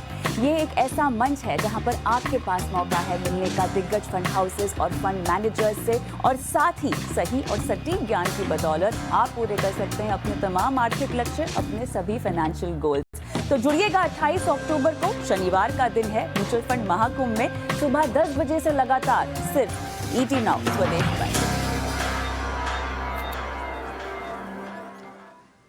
तो शनिवार 28 अक्टूबर अपॉइंटमेंट बुक कर लीजिए। म्यूचुअल फंड महाकुंभ, निवेश का ज्ञान संगम वहां पर बहेगा और म्यूचुअल फंड इंडस्ट्री की जो तमाम धुरंधर वो आपके लिए, आपके साथ मौजूद होंगे, आपकी पूरी की पूरी फाइनेंशियल प्लानिंग करवाएंगी, जीरो से लेकर हम जेनिथ तक का सफर तय करेंगे 28 अक्टूबर को। तो फोकस में अपने रखिएगा। लेकिन बाजार में जब मूड खराब हुआ, हम देख रहे हैं कंजम्पशन की तरफ, यानी कि डिफेंसिव शेयरों की तरफ थोड़ा सा ना फोकस शिफ्ट हुआ है। नेस्ले में पिछले अगर आप हफ्ते भर में देखेंगे तो ठीक ठाक रफ्तार दिखी है। हालांकि जो रिपोर्ट्स आई हैं नेस्ले को लेकर वो उतने कन्विंसिंग नहीं है। रिपोर्ट आई है मॉर्गन स्टैनली की, अंडरवेट की राय बरकरार रखी है, 18,910 रुपये के लक्ष्य हैं। इसके अलावा जेफरीज की मेंटेन की है इन्होंने होल्ड की रेटिंग 20,600 के लक्ष्य के लिए, लेकिन शेयर तो ऊपर ट्रेड कर रहा है। राहुल, नेस्ले, क्या आपको इसमें कोई थकावट दिख रही है? क्योंकि 7 दिन का चार्ट आपके सामने है और अगर 24,000 रुपये वाला स्टॉक अगर 5% चढ़ जाए तो ठीक ठाक तेजी कही जाती है। आपकी क्या सलाह होगी इस पर? अभी तो चार्ट्स में थोड़ा सा कॉशियस रहना है। तो एक्चुअली जो लेवल बहुत ध्यान से ट्रैक करना है वो 24,000 का है, जो 1% दूर है। अगर 24,000 के नीचे आपको क्लोजिंग दिखता है तो एग्जिट कर देना चाहिए जो लोग होल्ड कर रहे हैं स्टॉक को। लॉन्ग जाने के लिए भी अभी फिलहाल करेक्ट टाइम नहीं है। 24,500 के ऊपर लॉन्ग जा सकते हैं, तो 24,000 के नीचे एग्जिट कर देना चाहिए शॉर्ट टर्म में, और लॉन्ग जाने के लिए 24,500 के ऊपर with a stop loss of 24,000।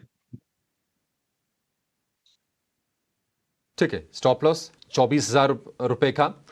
संवर्धन मदरसन, ये शेयर धीरे धीरे करके ऊपर आया है और 100 रुपए के आसपास ये आकर कारोबार कर रहा है।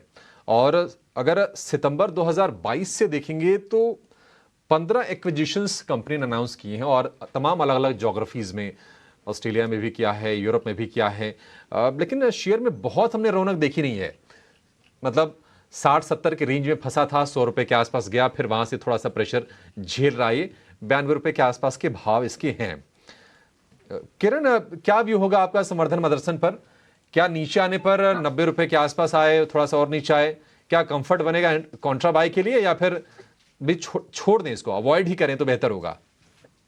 संवर्धन मदरसन सुमी की अगर हम बात करें तो जिस तरह से डेली चार्ट हम देख रहे हैं कि एक राइजिंग चैनल के अंदर ट्रेड कर रहा था, लेकिन कहीं ना कहीं जुलाई महीने से हम देख रहे हैं कि एक रेंज के अंदर ट्रेड कर रहा है। रेंज का अगर आप लोअर बैंड देखोगे तो 90 का है और अपर बैंड देखोगे तो 100 का है। तो 10 रुपए की रेंज में पिछले 3-1 महीने से कंसोलिडेट हो रहा है। साथ ही साथ अपनी जो important moving averages like 20, 50 and 100 उसका भी सपोर्ट है। सो कहीं ना कहीं risk reward point of view हमें लग रहा है कि ये गिरावट में एक बार लेना चाहिए। साथ ही साथ डेली चार्ट के ऊपर 87, 88 के आसपास एक गैप भी है, तो वो गैप के आसपास अगर मिले तो एक risk reward ratio point of view लग रहा है कि इसमें बैट लेनी चाहिए। अभी 92 के आसपास है, तो करंट मार्केट प्राइस है तो नहीं, लेकिन एटलीस्ट आप 88, 87 का वेट कीजिए। वहां पे अगर आपको मिलता है तो आप लॉन्ग कीजिए। 84 जो उसकी 200 डेज मूविंग एवरेज है वो स्टॉप लॉस रहेगा, और there are very good chances कि आप 88, 87 से रिवर्सल देखोगे और वहां से वापस 100 तक के टारगेट्स है। सो करंट मार्केट प्राइस से नहीं, लेकिन 88, 87 के आसपास 84 के स्टॉप लॉस से डेफिनेटली लॉन्ग करेंगे।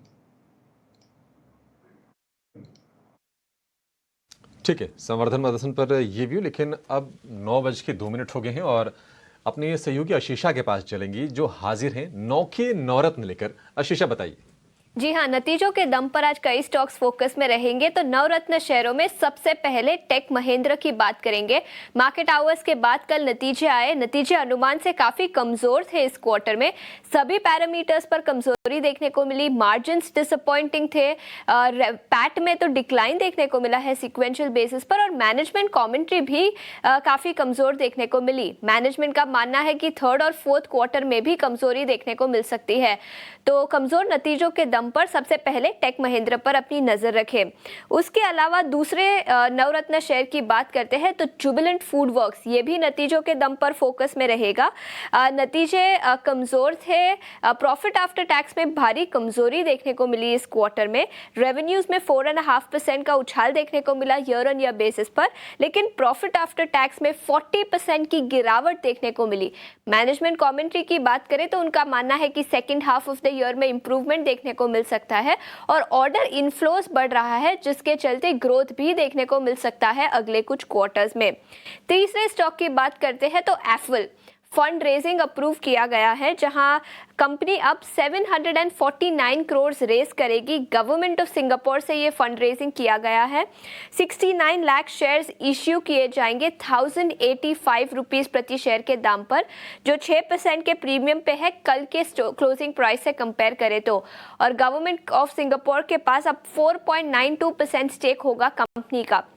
तो ये फंड रेजिंग के चलते एप्पल पर भी अपनी नजर रखें। चौथे स्टॉक की बात करते हैं तो नेस्ले।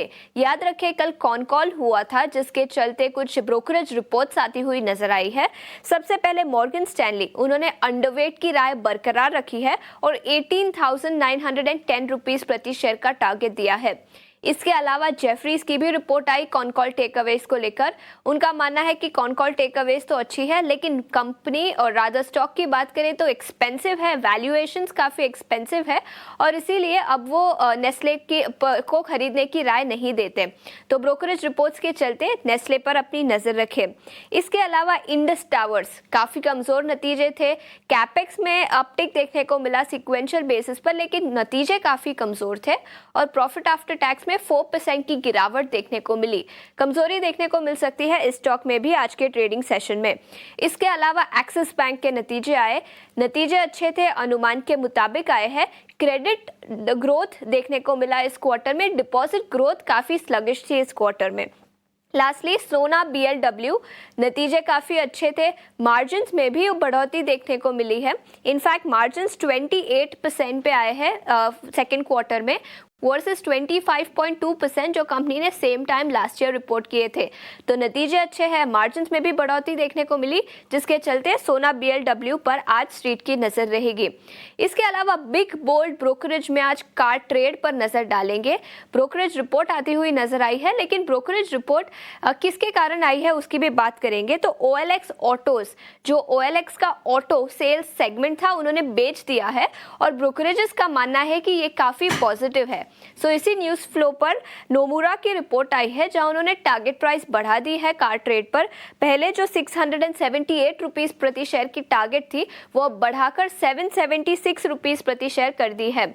उनका मानना है कि अब प्रॉफिटेबिलिटी इंप्रूव हो सकती है और ग्रोथ प्रोस्पेक्ट्स भी बेहतर होते हुए नजर आ रहे हैं। तो नोमुरा की ये बिग बोल्ड ब्रोकरेज रिपोर्ट, जहां उन्होंने टारगेट बढ़ाया है कार ट्रेड पर और 776 रुपीस प्रति शेयर का टारगेट दिया है। ठीक है, तो आशीषा ने आपको 8 शेयर बता दिए। 9वां शेयर आशीषा मैं आपकी तरफ से आज जुड़वा देता हूँ क्योंकि नवरत्न फिर पूरे हो जाएंगे। वो है खादिम इंडिया का शेयर। इस पे आप ज़रूर ध्यान रखिएगा। खादिम इंडिया पे खबर मार्केट के अंदर ये चल रही है कि एक तो विंटर सीजन आ रहा है और दूसरा सामने इनका जो क्वार्टरली नंबर्स है बहुत शानदार आएंगे। तो ये 2 पॉइंट मार्केट के अंदर है खादिम इंडिया पे। आप इसका सिर्फ अक्टूबर का 1 मंथ का चार्ट भी देखेंगे ना, तो आपको बहुत ही शानदार रिटर्न इसने 30% का दिया है। इन स्पाइट ऑफ दिस कि कल बाजार वीक था, खादिम इंडिया कल भी तेजी से चल रहा था।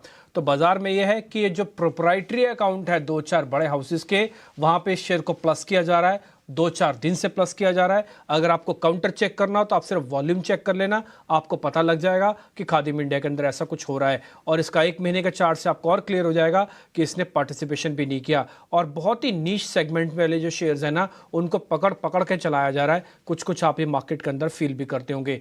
तो आशीषा ने 8 शेयर बताए, मैंने आपके सामने 9वां शेयर जोड़ दिया। आज के 9 रत्न भी आपके लिए पूरे हो गए। एक काम करते हैं, इसी शेयर से ही आगे बढ़ते हैं और ज़रा पता कर लेते हैं। खुश भी हमारे साथ जुड़ चुके हैं। खुश, पहले आप अपनी ट्रेडिंग कॉल्स बताइएगा, फिर मैं आपसे खादिम इंडिया के बारे में अलग से पूछूंगा। जी हाँ Dimpy, first up very good morning to you. सारे दर्शकों को भी वेरी गुड मॉर्निंग। वेल देखिए, ये जो गैप डाउन ओपनिंग हो रही है, आई वुड से इन अ वे एक सिल्वर लाइनिंग है कि हम सपोर्ट जोन के पास ही ओपन हो रहे हैं। यहाँ से हो सकता है कि डाउन साइड जो है ये थोड़ा सा लिमिटेड रह जाए। 19,080-950 के आसपास एक अच्छा खासा सपोर्ट बनेगा। तो और plus indices already oversold territory में है, तो एक बाउंस एक्सपेक्ट किया जा सकता है आज या आने वाले हफ्ते में। तो 18,800 का एक बड़ा सपोर्ट जोन, 19,300 का रेजिस्टेंस जोन निफ्टी पे, 42,400 का सपोर्ट जोन एंड 43,300 का रेजिस्टेंस जोन बैंक निफ्टी पे। इसी के साथ अगर आप मेरे कॉल्स की बात करूं तो फिलहाल दोनों ही बाय साइड पे हैं, बिकॉज हम मार्केट्स में आने वाले कुछ दिनों में एक रिबाउंड एक्सपेक्ट कर रहे हैं। मारुति सुजुकी ये एक हमारा टॉप पिक रहेगा। 10,850 एंड 11,100 के 2 टारगेट्स रहेंगे। 10,500 का सपोर्ट जोन रहेगा, जो स्टॉप लॉस के तौर पे एक्ट करेगा। मिड कैप स्पेस में ईसब इंडिया, ये स्टॉक अच्छा खासा आउट परफॉर्मेंस दिखा रहा है। वॉल्यूम्स में भी हम पिछले 3 से 4 दिनों में एक स्पाइक देख रहे हैं। तो ये एक स्टॉक है जो मेरे रेडार पे रहेगा। 5625, 5750 के टारगेट्स के लिए 5450 ये जो लेवल है, ये as a stop loss act करेगा।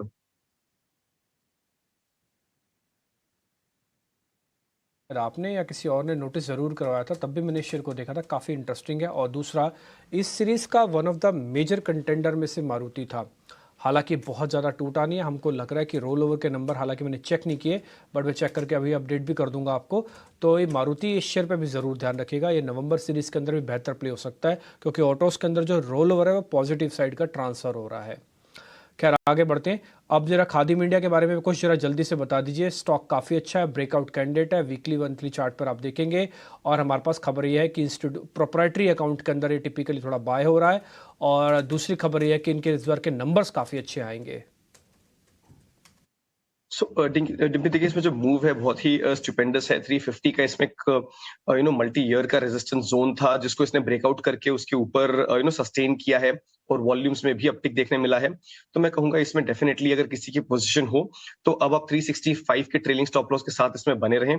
ऊपरी लेवल्स पे 410 और 430 के जो लेवल्स हैं ये आपके लिए एज ए टारगेट एक्ट करेंगे। फ्रेश पोजीशन चाहे तो भी बना सकते हैं बट क्वांटिटी थोड़ी कम रखें बिकॉज ऑलरेडी एक अच्छा खासा रनअप स्टॉक में आ चुका है। लेकिन अभी भी इसमें आप मोमेंटम के हिसाब से लॉन्ग पोजीशन क्रिएट कर सकते हैं। ये तो हुई खादिम इंडिया पर बात। ठीक है, इक्विटीज़ की चर्चा जारी रहेगी, लेकिन क्योंकि कमोडिटी मार्केट्स का भी अपडेट ले लेते हैं और विश्व मोहन हमारे साथ बने हुए हैं। बेस मेटल में इस वक्त क्या चाल है? ब्रेंट क्रूड फिर से ऊपर की तरफ आया है, किस तरह की ट्रेड्स पॉसिबिलिटी इस वक्त दिख रही है विश्वा? देखिए शुरुआती कारोबार में ठीक ठाक शुरुआत हुई है। सोने की बात करें तो यहाँ पर तेजी दिख रही है। जो इंटरनेशनल मार्केट में जो तेजी आई थी यहाँ पर फायदा मिल रहा है। चांदी भी तेज है ज़्यादातर। अगर जिंक को अगर छोड़ दे तो जितने भी MCX के काउंटर्स हैं शुरुआती कारोबार में तेज दिख रहे हैं। इंटरनेशनल मार्केट में $90 के आसपास ब्रेंट है।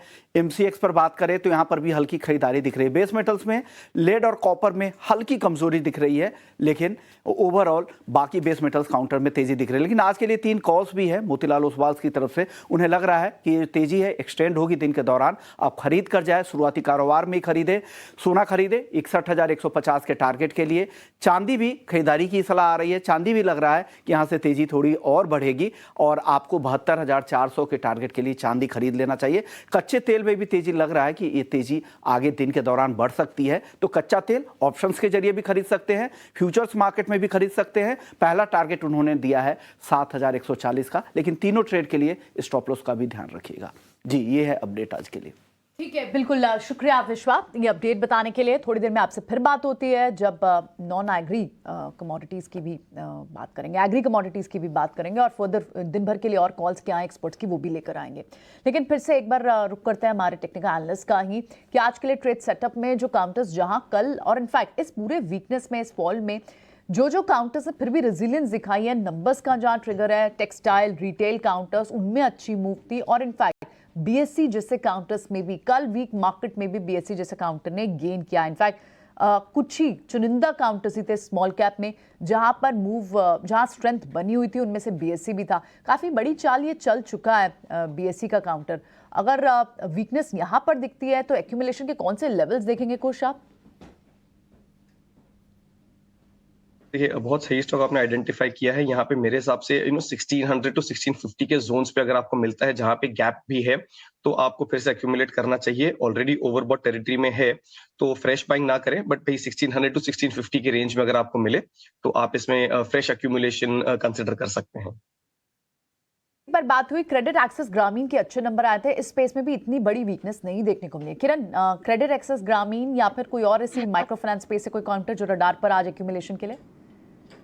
सो क्रेडिट एक्सिस ग्रामीण की पहले हम बात कर लेते हैं। जिस तरह से डेली चार्ट के ऊपर हम देख रहे हैं तो एक क्लियर कट ब्रेकआउट रीटेस्टिंग कल हमने देखा था। आज हमें देखना रहेगा कि 1500 का लेवल अगर स्टॉक 1500 के ऊपर सस्टेन होता है या खुलता है तो डेफिनेटली हमें लग रहा है कि यहाँ पे एक तेजी रहेगी। तो इस सेक्टर के अंदर हमारा प्रेफर्ड चॉइस क्रेडिट एक्सिस ही रहेगा क्योंकि कल के मार्केट में भी काफी अच्छा अपने ब्रेकआउट लेवल को होल्ड करके रखा था। सो 1500 के ऊपर हम बाय करेंगे और कल का जो लो था 1470 के आसपास वो हमारा स्टॉप लॉस रहेगा। ओवरऑल जिस तरह के चार्ट पैटर्न है 1550 1560 तक के टारगेट आप इंटरडे पॉइंट ऑफ व्यू देख सकते हैं और अगर आप लंबे समय का नजरिया रख सकते हो जैसे 1 से 2 महीने तो डेफिनेटली आप 1600 तक के भी टारगेट क्रेडिट एक्सिस ग्रामीण में देख सकते हो। तो it would be a better choice. आप 1470 के स्टॉप लॉस के साथ लॉन्ग कर सकते हो। प्लीज़ अच्छी चीज़ ये है कि सिर्फ 19,000 के हम नीचे नहीं खोल रहे हैं। थोड़ा गिफ्ट निफ्टी के हिसाब से हमारे पास जो लेवल्स आए हैं वो करीब 80 पॉइंट है। 1942 के आसपास निफ्टी फ्रीज हुआ है तो 42 पॉइंट अगर हम और भी नीचे चले जाते हैं ना तब भी हमारे पास 19,000 प्रोटेक्टेड है गैप डाउन होने पर भी। बैंक निफ्टी अगर आप देखेंगे तो 42,700 है, 42,500 हमने आपको पोल के जरिए बताया है कि एक बेस बन रहा है और उसमें अभी 123 पॉइंट डाउन है। तो अभी 123 पॉइंट के 200 पॉइंट भी नीचे और चले जाएं तब भी हमारा बेस प्रोटेक्टेड अभी रहेगा, जो पोल के अकॉर्डिंग हमको समझ में आ रहा है, जो सुबह भी हमने आपके सामने शेयर किया था, अभी भी कर देंगे जब बाजार खुलेगा। खैर इस बीच मार्केट की ओपनिंग हो रही है, 7 सेकंड बाद मार्केट ओपन हो जाएगा। देखते हैं आज का दिन क्या है। कोई जल्दबाजी ना कीजिए, ना शॉर्ट करने की ना लॉन्ग करने की, बाजार को सिर्फ चेक कीजिए।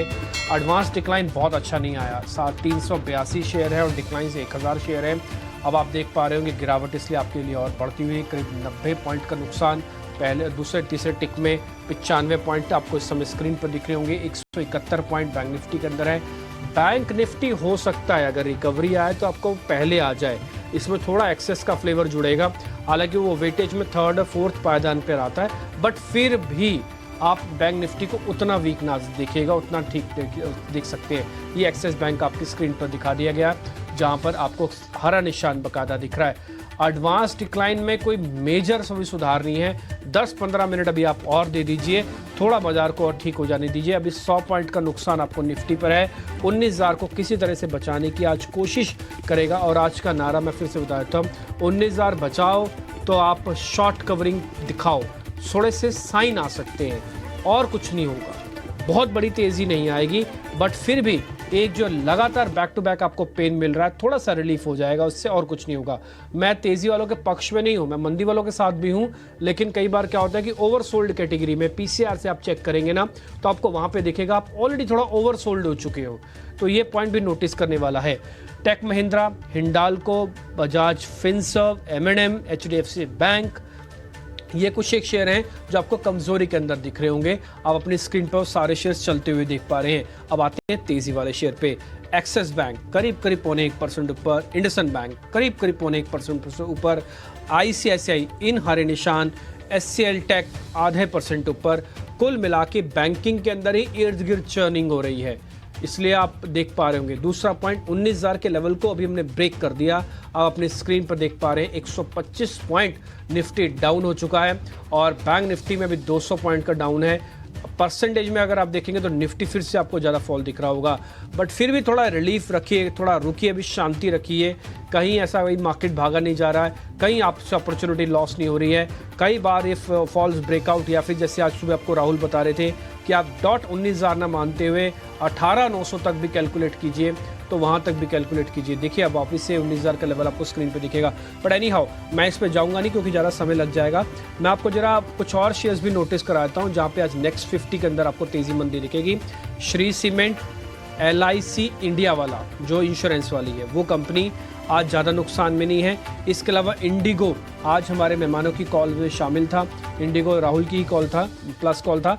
अब ये सिर्फ 2-2.5 रुपये ही नीचे है, 10 रुपये नीचे, कुछ ज़्यादा नुकसान इसके अंदर भी अभी नहीं है। आते हैं जरा लूजर्स पे। VBL वरुण बेवरेजेस 3.5% नीचे, SRF 2% और अडानी ग्रुप के शेयर्स भी आज पार्टिसिपेट नहीं कर रहे। टोटल गैस आज करीब 1.5% नीचे है। तो 19,000 के नीचे एक बार हमने फिसले हैं, अभी 19,000 को बचाने की कोशिश कर रहे हैं। 50 में से 47 शेयर इस समय नुकसान के अंदर हैं। बैंक निफ्टी के अंदर भी आपको थोड़ी तकलीफ ज़्यादा दिखेगी, लेकिन ये शुरुआती आंकड़े हैं, इसको फाइनल आंकड़े ना माना जाए, थोड़ा रुक जाना चाहिए। हो सकता है डीप कट आए, हो सकता है यहीं से रुक के 100 पॉइंट की रिकवरी आ जाए। तो इसलिए अभी आप कुछ ट्रेड ना कीजिए, सिर्फ वेट एंड वॉच कीजिए। 100 पॉइंट कमाने के लिए 100 पॉइंट का रिस्क लेना समझदारी बिल्कुल नहीं है, तो इसलिए थोड़ा रुकना चाहिए। अब आपकी स्क्रीन पर हमने ब्रेकिंग के तौर पर आपके सामने सारा डाटा रखा ही है। थोड़ी देर में हम आपके सामने हीट मैप भी लेके आएंगे ताकि आपको उससे थोड़ा आइडिया लग जाएगा। मेरे पास जो समय आंकड़े बैंक निफ्टी के 10 में से 2 शेयर ऐसे हैं जो हरे निशान में, एक तो रिजल्ट वाला एक्सिस बैंक और दूसरा इंडसन, और सबसे ज़्यादा नुकसान HDFC का है। इसलिए एक्सिस और इंडसन जो दोनों पॉइंट्स दे रहे हैं ना, उसके 2 गुना से 3 गुना पॉइंट्स HDFC लेके जा रहा है। तो ये थोड़ा सा वेटेज वाला गेम भी होता है, ऐसा नहीं है कि सब चीज़ खराब है या सब चीज़ ठीक है। आप मेरी आज थोड़ी सी टोन बदले बदले भी देख रहे होंगे। मैं जो 2 दिन से आपको बार बार आगाह कर रहा था, लेकिन मैं आज आपको चेतावनी के तौर पर नहीं दे रहा हूँ, बल्कि मैं आपको आज थोड़ा ढांढस बता रहा हूँ। और मैं इसलिए बता रहा हूँ क्योंकि ऐसा लगता है मेरे डाटा के अकॉर्डिंग, शीट्स के अकॉर्डिंग, कि शायद हो सकता है बाजार ये सीरीज़ के एंड में ही लास्ट अपना फॉल एक बार दिखाए। तेज़ी से नहीं आएगा ऊपर, बट फॉल शायद रोक दे, ऐसा कुछ हो सकता है। आगे बढ़ते हैं, हीट मैप लेके आइए एक बार जरा स्क्रीन पर जल्दी से, फिर छोटे मझोले शेयर्स के बारे में आपको मेरे सहयोगी जानकारी दे देंगे और फिर मेहमानों से हम ओपनिंग के ट्रेड भी लेना शुरू कर देंगे। हीट मैप के अकॉर्डिंग आप देखेंगे तो ज़्यादातर चीज़ें आपको थोड़ी डिस्टर्ब दिखेंगी, ख़राब दिखेंगी। ये इकलौता एक्सिस बैंक है जो अपने अर्निंग्स के बदौलत 1% ऊपर है। नीचे आप IT कंपनीज देख रहे होंगे, टेक महिंद्रा, ये भी रिजल्ट वाला ही शेयर है। तो इसी मार्केट के अंदर रिजल्ट वाले शेयर कैसे इम्पैक्ट करते हैं, आपकी स्क्रीन पर टॉप ऊपर वाला और टॉप नीचे वाला आपको साफ साफ आके दिख रहा होगा। इसलिए मैं बताता हूँ कि अर्निंग सिर्फ अपनी हेल्प तो कर रहे हैं, बाजार की हेल्प नहीं कर रहे हैं। ये कई बार हमने आपको नोटिस करवाया। अभिषेक के पास चलते हैं, वो आपको जल्दी से छोटे मझोले शेयर्स और फिर मेहमानों से प्रियंका आपको कनेक्ट कर देंगे। तो बाजार की कमजोर शुरुआत, सिर्फ 4 शेयर निफ्टी में हरे निशान में है, लेकिन मिड कैप का हाल कहीं ज्यादा बुरा है और 1% से ज्यादा कट पर शुरुआत हुई है मिड कैप इंडेक्स की। स्मॉल कैप इंडेक्स में करीब 1.5% के आसपास की गिरावट है। 38,000 के आसपास आ गया है मिड कैप का इंडेक्स, जहां पर हमने देखे हैं 41,000 तक के भी स्तर। तो लगातार वहां से प्रेशर बन रहा है और अगर आप खैर एडवांस डिक्लाइन के रेशियो से पता चल भी रहा है कि ब्रॉडर मार्केट में भी प्रॉब्लम है। अगर हम स्टॉक स्पेसिफिक अगर हम बात करें तो जुबिलेंट फूड नतीजे कमजोर थे, हमारे एक्सपर्ट के रडार पर था, सेल की कॉल भी थी। 4.5% ये शेयर नीचे आकर कारोबार कर रहा है। L&T फाइनेंस में देखने की थोड़ी थोड़ी दिक्कतें बढ़ रही हैं, 2.5% नीचे ये कारोबार कर रहा है। अडानी ग्रुप के शेयरों में भी आज थोड़ा सा प्रेशर है और ये अडानी एंटरप्राइज, अडानी पोर्ट, ये एक साथ साथ चलते हैं आजकल। सिमिलर पैटर्न हमें इसमें देखने को मिला है। मदरसन सुमी हम हाईलाइट करवा रहे थे, करीब करीब 1% के आसपास के मूव्स आपको यहां पर दिखेंगे। और अगर आप कुछ और स्टॉक्स की बात करें तो MMTC, जहां पर लगातार प्रेशर बना हुआ है, आज भी ये शेयर 5% गिरावट के साथ कारोबार कर रहा है। एस में भी हम देख रहे हैं कि ऊपरी स्तरों से प्रेशर बना हुआ है, ये शेयर भी आज 5% नीचे है। ओमेक्स में हमने लगातार तेजी देखी थी, ओमेक्स भी आज प्रेशर में आज कारोबार कर रहा है।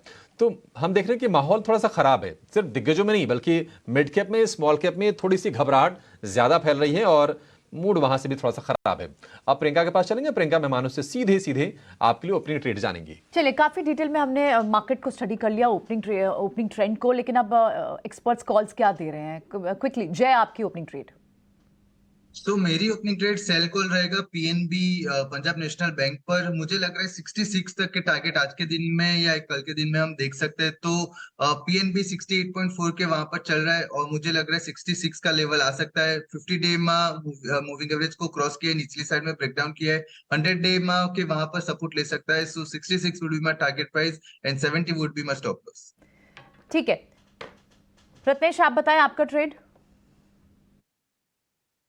जी सर, मॉर्निंग में ही थोड़ा सा मेरा बेयरिश व्यू था और जो हमको देखने को मिल रहा है बाजार को, तो मुझे ऐसा लगता है थोड़ा सा ये जो प्रेशर है थोड़ा सा और रह सकता है। अगर 18,950 नीचे हमने ट्रेड करना स्टार्ट कर दे, थोड़ा सा मोमेंटम जो नीचे का साइड का है वो कंटिन्यू रह सकता है। यहाँ पे अडानी में थोड़ा सा सेलिंग मुझे ऐसा लगता है कि कंटिन्यू रह सकती है। तो जो टारगेट दिखते हैं मुझे यहाँ पे अडानी इंटरप्राइजेस में कम से कम यहाँ पे 2170 से लेके 2150 तक के दिखते हैं। तो स्टॉप लॉस रहेगा यहाँ पे 2235 रुपए का।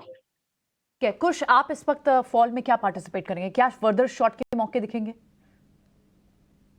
प्रियंका देखिए, फिलहाल ट्रेंड के साथ रहना ही सेंसिबल है। 19,000 का जो लेवल है ये ब्रेक हुआ है और मार्केट उसके नीचे अब सस्टेन कर रहा है, even though limited time has passed. तो मैं कहूंगा यहाँ पे श्रीराम फाइनेंस का स्टॉक है, इसको आप अपने रेडार पे रखें। 1800 का एक स्ट्रॉन्ग सपोर्ट था जिसको इसने ब्रेक किया है, अब उसके नीचे ट्रेड कर रहा है। तो यहाँ से पॉसिबिलिटी है कि 1760 और 1740 के जो दो लेवल्स हैं ये इसके लिए ओपन हो सकते हैं on the down side. Stop loss जो है ये मैं जरा सा ऊपर 1810 के आसपास लेके चलूंगा। तो शॉर्ट साइड पे अगर कोई ट्रेड चाहें तो श्रीराम फाइनेंस पे इंट्राडे के बेसिस पे आप नजर रख सकते हैं। बाजार में अब 19,000 के नीचे भी आप निफ्टी को स्लिप होते हुए देख रहे हैं और बैंक निफ्टी पर भी लगभग 42,500 के पास आप बैंक निफ्टी को देख रहे हैं। बड़े जो फॉल हैं और इनफैक्ट फर्दर जो वीकनेस और दिखी है जिन काउंटर्स में, उनमें अब आप FMCG के भी कुछ प्लेयर्स देखें। HUL जैसे जो वीक सेक्शन थे, वीकर सेक्टर थे, वहाँ तो वीकनेस है ही, लेकिन डिफेंसिव सेक्टर्स जो कहे जाते हैं FMCG या फार्मा, उनमें भी आपको फर्दर गिरावट। सीमेंट जैसे प्लेस जो ऑलरेडी एक रिलेटिव स्ट्रेंथ दिखा रहे थे, वहाँ पर भी आपको फर्दर वीकनेस दिख रही है। और पावर सेक्टर्स जो थोड़े जो काफ़ी रेजिलेंट रहे हैं, काफ़ी तेज़ी उनमें रही है, उनमें NTPC जैसे स्टॉक्स भी अपने गेंस को एरोड कर रहे हैं। HUL अब नीचे आपको दिखाई दे रहा है, लेकिन सिर्फ दो काउंटर, एक्सिस बैंक और पावर ग्रिड, क्योंकि एक्सिस बैंक के नंबर्स अच्छे आए थे, इनलाइन नंबर्स थे, और पावर ग्रिड इस वक्त फ्लैट टू पॉजिटिव काम करते हुए। क्या पावर स्पेस में स्ट्रेंथ रह सकती है इस गिरावट में भी कुछ? बिल्कुल रह सकती है, और कुछ ऐसे स्पेसेस हों जहां पे अगर आप बाइंग अपॉर्चुनिटीज ढूंढ रहे हो, तो some of these names will actually will be the first to rebound. अगर मैं कुछ और स्टॉक्स की बात करें, देखिए जैसे पीएफसी है, अभी अभी अगर आप देखें तो गिर के अपने 50 डे मूविंग एवरेज के पास सपोर्ट ले रहा है। सो यहाँ पे आपको बिल्कुल बाइंग अपॉर्चुनिटीज ढूंढनी चाहिए, बट जस्ट दैट जब मार्केट इतने स्ट्रॉन्ग डाउन ट्रेंड में होता है, तब सारे ही स्टॉक्स आपको फॉलिंग पिंस जैसे नजर आएंगे। बट जैसा मैं कह रहा हूँ कि इसमें रिबाउंड भी हो सकता है, फास्ट आए। सो दो स्टॉक्स में रेडार पे रखूंगा। एक है पावर फाइनेंस कॉर्पोरेशन। अगर आपको ये 220 के सपोर्ट लेवल्स होल्ड करता हुआ नजर आता है, तो आप इसमें बाइंग कर सकते हैं। 250 से लेके 265 तक के लेवल्स आपको आने वाले कुछ समय में इसमें देखने मिल सकते हैं। और एक दूसरा स्टॉक है विच जीपीआईएल, जिसको हमने कैश स्टॉक के तौर पे अक्सर डिस्कस किया है, काफी अच्छा परफॉर्मेंस रहा है इसका। अब ये प्रॉफिट बुकिंग का दौर देख रहा है, मार्केट के साथ एक करेक्टिव फेज में चला गया है। तो जीपीआईएल गोदावरी पावर, अगर ये आपको 550 के सपोर्ट जोन्स होल्ड करता हुआ नजर आए, तब तक के लिए आप इसमें बाइंग कर सकते हैं। यहाँ पे जो मेरे ऊपरी लेवल्स पे टारगेट निकल के आ रहे हैं, वो है 610 और 630 के। सो जीपीआईएल एंड पीएफसी, ये दो स्टॉक्स होंगे जो मैं मेरे रेडार पे रखूंगा from the power space. VIX वापस से दिखाऊंगा, अमूमन उसको 5 मिनट बाद देख लेना चाहिए। उसके अंदर मैं ये तो नहीं बोलूँगा कि एक बड़ा ब्रेकआउट आ रहा है, बट हाँ वापस से वो कहीं ना कहीं ब्रेकआउट करने की कगार पर है। अगर आप मेरे को सिर्फ 2 सेकंड दे दें तो मैं आपको अपनी स्क्रीन पर वो चीज़ दिखाना चाहता हूँ। वो इसलिए दिखाना चाहता हूँ क्योंकि वो बहुत इम्पॉर्टेंट है और काफ़ी सारे लोगों के वो जवाब भी दे सकती है। तो 1 मिनट के लिए बस मैं आपको इंडिया विक्स में बस टाइप कर देता हूँ ताकि आप वो ज़रूर देखें, और उसके बाद फिर हम एक्सपर्ट से भी एक व्यू पॉइंट लेंगे। आपकी स्क्रीन पर आएंगे भी चार्ट इंडिया विक्स के, और उसको एक बार ज़रूर डेली बेसिस पर चेक करना चाहिए। 7.5% का जो राइज़ है ना, ये बहुत इंपॉर्टेंट है। मैं शेयर्स देख लेता हूँ जब तक वो चार्ट लोड होके आ रहा है मेरे पास। आज बढ़ने वाले शेयर्स के अंदर मेरे को एक शेयर और दिख रहा है, डीसीएम श्रीराम, अभी अभी हरे निशान में आया। वॉल्यूम ठीक है शुरुआत का, एक बार ज़रा स्क्रीन पे दिखाएंगे डीसीएम श्रीराम। यस, ये वाला 4% ऊपर, अभी अभी थोड़ा वॉल्यूम इसके अंदर ठीक हो रहा है। जय एक बार ज़रा चेक करना, डीसीएम श्रीराम 976 वाला शेयर। इनसे डोजी कैंडल बन रहा है और 100 डे मूविंग एवरेज के वहां पर सपोर्ट लेके स्टॉक ने ऊपर आज के दिन में आने का ट्राई कर रहा है, बट थोड़ा महत्वपूर्ण होगा कि अराउंड 995 के लेवल क्रॉस करे, उसके बाद फ्रेश अप मूव या इवन हम बोल सकते हैं तो वो ट्रेंड के ऊपर जा सकता है। अभी एक रेंज के बीच में फंसा हुआ है 100 डे एंड 50 डे के बीच में। सो ब्रेकआउट होना ऊपर के साइड में काफी महत्वपूर्ण रखता है, वरना ज्यादा रिस्क रिवॉर्ड रेशियो 15 रुपए से ज्यादा कुछ मिल नहीं सकता। इसीलिए 995 का वेट करना होगा, और अभी के लिए I don't think trade fresh लेना चाहिए ये स्टॉक पर। अभी नहीं ट्रेड लेना चाहिए, कोई बात नहीं, छोड़ देते हैं सर। और मेरी लिस्ट में एक और शेयर है एसबीआई लाइफ। एक बार रत्नेश जी आप चेक करेंगे एसबीआई लाइफ कोई ट्रेड बनता है? मैं नवंबर सीरीज के सारे सौदे आपसे पता कर रहा हूँ रुक रुक के। एसबीआई लाइफ में हालांकि इतनी ज्यादा वीकनेस बाजार के साथ में नहीं दिखाई दे रही है, तो ये एक इंडिकेशन कर रहा है कि आउट परफॉर्म करता है। इंट्राडे के हिसाब से लिहाज से थोड़ा सा मुश्किल रहेगा ट्रेड, क्योंकि उतनी वॉलेटिलिटी रहेगी, पर मेरे हिसाब से अगर 1300 के आसपास में कहीं मिलता है तो थोड़ा बहुत हमको होल्डिंग के हिसाब से एक्यूमुलेट करना चाहिए इसको 1300 से लेके 1280 की रेंज में, क्योंकि 1270 इतनी 1250 इतनी आसानी से नहीं तोड़ेगा। तो मैं यहाँ पे ट्रेड जो लेना है मेरे हिसाब से वो एक आप 10 दिन 15 दिन के लिहाज से लीजिएगा। 1300 से लेके 1280 की रेंज में इसको एक्यूमुलेट करें, 1250 का स्टॉप लॉस लगा, ऊपर में कहीं ना कहीं इसमें वापस से टारगेट दिखेंगे 1370 रुपए तक के दिखेंगे। मैं जो इंडिया विक्स आपको चार्ट दिखाना चाहता था, आप अपनी स्क्रीन पर उसको एक बार ज़रा देख लीजिए। ये एक्चुअली टिपिकली फियर का ब्रेकआउट होगा, और अगर ऐसा होता है तो फिर दिक्कत बढ़ेगी। ये इंडिया विक्स का चार्ट है, ऑलरेडी इसने पहली बार जितनी भी अटैम्प्ट लिए हैं वो सारी फेल हुई हैं। ये वापस उसी जगह पर आ गया जहाँ पे डाउनवर्ड स्लोपिंग का ब्रेकआउट कर सकता है। अगर ये करता है तो फिर पैनिक बढ़ेगा, नहीं तो ये कई बार ये बॉटम फॉर्मेशन का काम भी करता है। आप इसको रिवर्सेस मार्केट के रख लीजिए विक्स को। विक्स ऊपर जाने पर जहाँ पर आके रुकने के चांसेस है ना, वही मार्केट का बॉटम है। तो अगर वही मार्केट का बॉटम है तो आज का दिन क्या बॉटम बनने जा रहा है, ये मेरे को थोड़ा सा आइडिया लग रहा है, या हम गेस कर पा रहे हैं। इसलिए हमने ये चार्ट आपको दिखाना बेहद ज़रूरी था, हमने लोड करके आपको दिखाया है। आगे पता करते हैं एक्सिस बैंक पे, क्योंकि पोस्ट नंबर्स का जो इफेक्ट होता है टिपिकली 5-10 मिनट में निकल जाता है। जरा खुश से पता करते हैं। खुश, एक्सिस बैंक आपको ठीक लग रहा है क्या? तो डिम्पी, एक्सिस बैंक पे व्यू दूं उसके पहले मैं 2 मिनट विक्स पे क्विक वर्ड देना चाहूंगा, बिकॉज आपने इसको हाईलाइट किया है। देखिए, आप और मैं विक्स काफी समय से ट्रैक करते आ रहे हैं, साथ में भी हमने काफी डिस्कशंस की हैं इसके ऊपर। एंड आप जानते हैं कि जिस तरह की ऑप्शंस राइटिंग हम इस मार्केट में देख रहे हैं, अगर ये कोई और मार्केट होता, अगर ये आज से 1.5 से 2 साल पहले का मार्केट होता, तो ये विक्स आपको आज की तारीख में इतने फॉल के बाद करीब 16 से 17 के लेवल्स के आसपास मिलता। तो विक्स को रीड करने का भी जो अब तरीका रहेगा, ये चेंज हो गया। सो 12 के ऊपर यहाँ से विक्स आप कह सकते हैं कि थोड़ा सा हाई टेरिटरी में जा रहा है। और अगर मैं 200 मूविंग एवरेज देखूं विक्स का, तो वो 12.4 के आसपास है, तो उसको क्रॉस करता है। तो for me it is equivalent to 16-17 of about 2 years ago, जब ऑप्शंस राइटिंग इतनी नहीं होती थी। तो you are right to point out कि विक्स में ये जो स्पाइक है ये बिल्कुल नोटिसेबल है। और अगर यहाँ पे 12.5 के ऊपर विक्स निकलता है, तो हो सकता है कि चिंता जो है एटलीस्ट बुल्स के लिए और यहाँ से बढ़ सकती है। सो दैट इज समथिंग जो बिल्कुल हर ट्रेडर के रेडार पे होना चाहिए from identifying the near term market trend.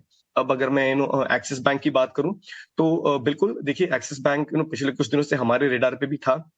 Market के फॉल के चलते इसमें थोड़ी सी प्रॉफिट बुकिंग आई है, बट हमें लग रहा है कि यहाँ से जो प्राइवेट बैंक्स में रिबाउंड होगा, उसमें Axis bank will be one of the first to lead the way. ICICI, HDFC, इनमें जरा सा प्रेशर है। हालांकि एचडीएफसी में एक बॉटम फॉर्मेशन का अटेम्प्ट बहुत क्लियर हो रहा है, बट मोमेंटम के लिहाज से हमें लग रहा है कि axis bank will be one of the first to rebound in the private bank space. तो अगर आप लॉन्ग करना चाहें और अगर आपका 1 महीने का व्यू हो, तो अगली सीरीज के हिसाब से आप 995 और 1030 के 2 टारगेट्स के लिए axis bank long position create करके रख सकते हैं। और जो यहाँ स्टॉप लॉस होगा वो 940 के करीब निकल के आएगा। तो एक्सिस बैंक बिल्कुल एक लॉन्ग पोजीशन क्रिएट कर सकते हैं अगर आपका 3 से 4 हफ्ते का व्यू हो तो। ठीक है, डन। ये जो अभी आपने 200 दिनों की एवरेज बताई सर, हमने डेली चार्ट्स पे ड्रॉ भी कर दी है। एक्सिस बैंक इंडिया विक्स के एक बार वापस से चार्ट दिखा दीजिए।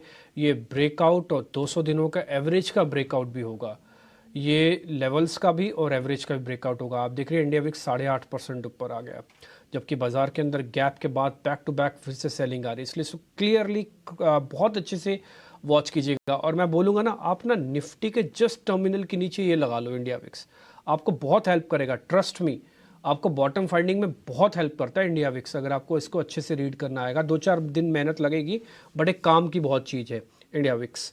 ठीक है अभिषेक। बिल्कुल बाजार में प्रेशर और बढ़ गया है। 150 अंक नीचे इस वक्त निफ्टी, और एकमात्र शेयर जो हरे निशान में आपको दिखेगा वो है एक्सिस बैंक। नतीजे बेहतर आए थे, एसेट क्वालिटी में हमने सुधार देखा था, बाकी आपको लाल निशान ही दिखेगा तमाम शेयरों में। आईटीसी पर एक ज़रा व्यू चाहिए आपसे रत्नेश जी, क्योंकि हम देख रहे हैं कि अब 430 के आसपास भाव आ गया है, थोड़ा सा स्थिरता के संकेत दे रहा है। क्या लगता है आपको कि एक रिबाउंड की कोशिश करेगा इन लेवल से, या फिर प्रेशर और बढ़ सकता है यहाँ पर? आईटीसी आप देखेंगे थोड़ा सा अपने की एवरेजेस के आसपास में आ गया, तो जब भी अपना कोई भी स्टॉक की एवरेजेस के आसपास आता है तो एक रिबाउंड की जरूर कोशिश करते हैं यहाँ से। तो अगर ये 435 रुपए के ऊपर निकल जाएगा तो थोड़ा सा एक रिबाउंड देगा, जो कि 442 445 तक आ सकता है। तो वेरी शॉर्ट टर्म के लिए ट्रेड बनेगा यहाँ पे। अगर स्टॉप लॉस रहेगा यहाँ पे 425 रुपए का, क्योंकि इसकी जो 200 मूविंग एवरेज लाइन के आसपास आता है 420 रुपए के आसपास में। तो जब भी स्टॉक इस लेवल के आसपास में, इस लाइन के आसपास में आता है, तो जरूर एक रिबाउंड करता है। तो वो तो एक शॉर्ट टर्म के लिए जरूर ट्रेड यहाँ पे ले सकते हैं। ठीक है, आज का बाजार ऐसा है ना कि कई बार क्या होता है कि मिड कैप वगैरह आप लिस्ट देखेंगे तो वहां पर बहुत सारे ऐसे शेयर दिखते हैं जहां पर 5%, 10%, 15% की तेजी दिखती है। लेकिन कहते हैं कि जब कमजोरी वाला बाजार हो, जब माहौल थोड़ा सा कमजोर हो, तो वहां पर ना उनका भी दम निकल जाता है। और आज इंडेक्स के लेवल पर मिड कैप, स्मॉल कैप, अगर आप निफ्टी से तुलना करेंगे तो 2 गुनी से ज्यादा गिरावट आज हम वहां पर देख रहे हैं। मतलब आधे से 0.25% के आसपास से गिरावट निफ्टी में है। 158 अंक नीचे है, 18,963। यानी कि अब 18,900 की बात होगी कि अच्छा वो सुरक्षित रहेगा नहीं रहेगा, इसको लेकर बातचीत होगी। निफ्टी बैंक में 250 अंकों के आसपास ही कमजोरी। रिकवरी मुश्किल इसलिए है क्योंकि जो बड़े कंट्रीब्यूटर हैं एसबीआई, एचडीएफसी बैंक, वहां पर हम प्रेशर देख रहे हैं। एचडीएफसी बैंक का भाव फिर से हम देख रहे हैं कि 1500 रुपए के नीचे चला गया है। 1500 रुपए के नीचे एचडीएफसी बैंक। जय, क्या कहेंगे आप? क्या एचडीएफसी बैंक थोड़ा सा रिस्की कई बार लगता है कि अच्छा ऑलरेडी इतना पिट चुका है, 1480 रुपए के आसपास का भाव आ गया है, क्या यहां से भी शॉर्ट के मौके खोजने चाहिए इंट्राडे में? HDFC बैंक का इंट्राडे की बात करें तो थोड़ी अपॉर्चुनिटी मुझे कम लग रही है इंट्राडे के पर्सपेक्टिव से, बट वीकली चार्ट पर हम देखें तो यहाँ पर मुझे थोड़ा ऑप्शन दिख रहा है कि अराउंड 1423 के अराउंड ये स्टॉक जा सकता है। तो आज के लिए तो नहीं बोलूंगा, बट अगले 2-3 दिन में मुझे लग रहा है 1423 के लेवल्स तक HDFC बैंक जा सकता है, क्योंकि वीकली चार्ट पर वहां पर एक 200 डे एक्सपोनेंशियल मूविंग एवरेज का सपोर्ट मिल रहा है, और हिस्टोरिकली हम देखें तो वहां पर सपोर्ट लेके हमेशा HDFC बैंक डेफिनेटली एक बाउंस बैक देता है। तो 1423 would be a good support zone, तो वहां तक के टारगेट के लिए HDFC बैंक को शॉर्ट कर सकते हैं। लेकिन जिन स्पेसेस में स्ट्रेंथ अब तक थी, जो रेजिलेंट रहे हैं, और स्पेशली रियल एस्टेट स्पेस में आप देखें मिड कैप स्मॉल कैप के कुछ काउंटर्स, क्योंकि मिड कैप स्मॉल कैप में पहले ये हैमरिंग शुरू हुई थी, लेकिन जो कम गिरे हैं क्या वो आगे भी कम गिरेंगे? प्रेस्टीज जैसे स्टॉक्स की बात करें, मिड कैप IT में परसिस्टेंट जैसे स्टॉक्स की बात करें, एक बार इन पे व्यू ले लेते हैं। प्रेस्टीज, परसिस्टेंट, इन पर क्या व्यू बनेगा इस वक्त जो है?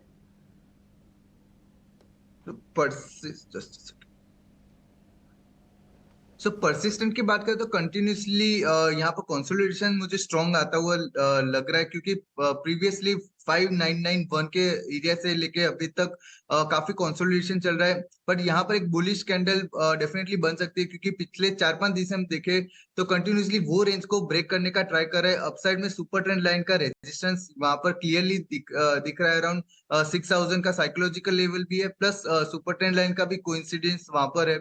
तो 6000 लेवल को पार करना थोड़ा डिफिकल्ट बन रहा है, तो वहां तक के लिए एक अपमूव परसिस्टेंट सिस्टम में दिख सकता है। निचले लेवल पर हम देखें तो मुझे ज्यादा कुछ डाउनसाइड नहीं लग रही है, अराउंड यहाँ से 5700 का स्टॉप लॉस रख सकते हैं ये स्टॉक पर, और परसिस्टेंट सिस्टम को बुलिश ट्रेंड के लिए ट्रेड कर सकते हैं। ये परसिस्टेंट की बात हुई, लेकिन दूसरे कुछ और काउंटर्स की बात करते हैं, और शॉर्टिंग के और मौके कहाँ और बन सकते हैं, क्योंकि निफ्टी पर आप देखें तो अडानी स्टॉक्स में भी आपको वीकनेस दिख रही है। इनफैक्ट सारे स्पेसेस में जब वीकनेस है, टेक महिंद्रा सबसे ज़्यादा, दूसरा गिरने वाला सबसे second top loser Adani enterprise है, और अब ऑटो स्टॉक्स में महिंद्रा जैसे स्टॉक्स में भी आपको फर्दर स्लाइड दिखा है।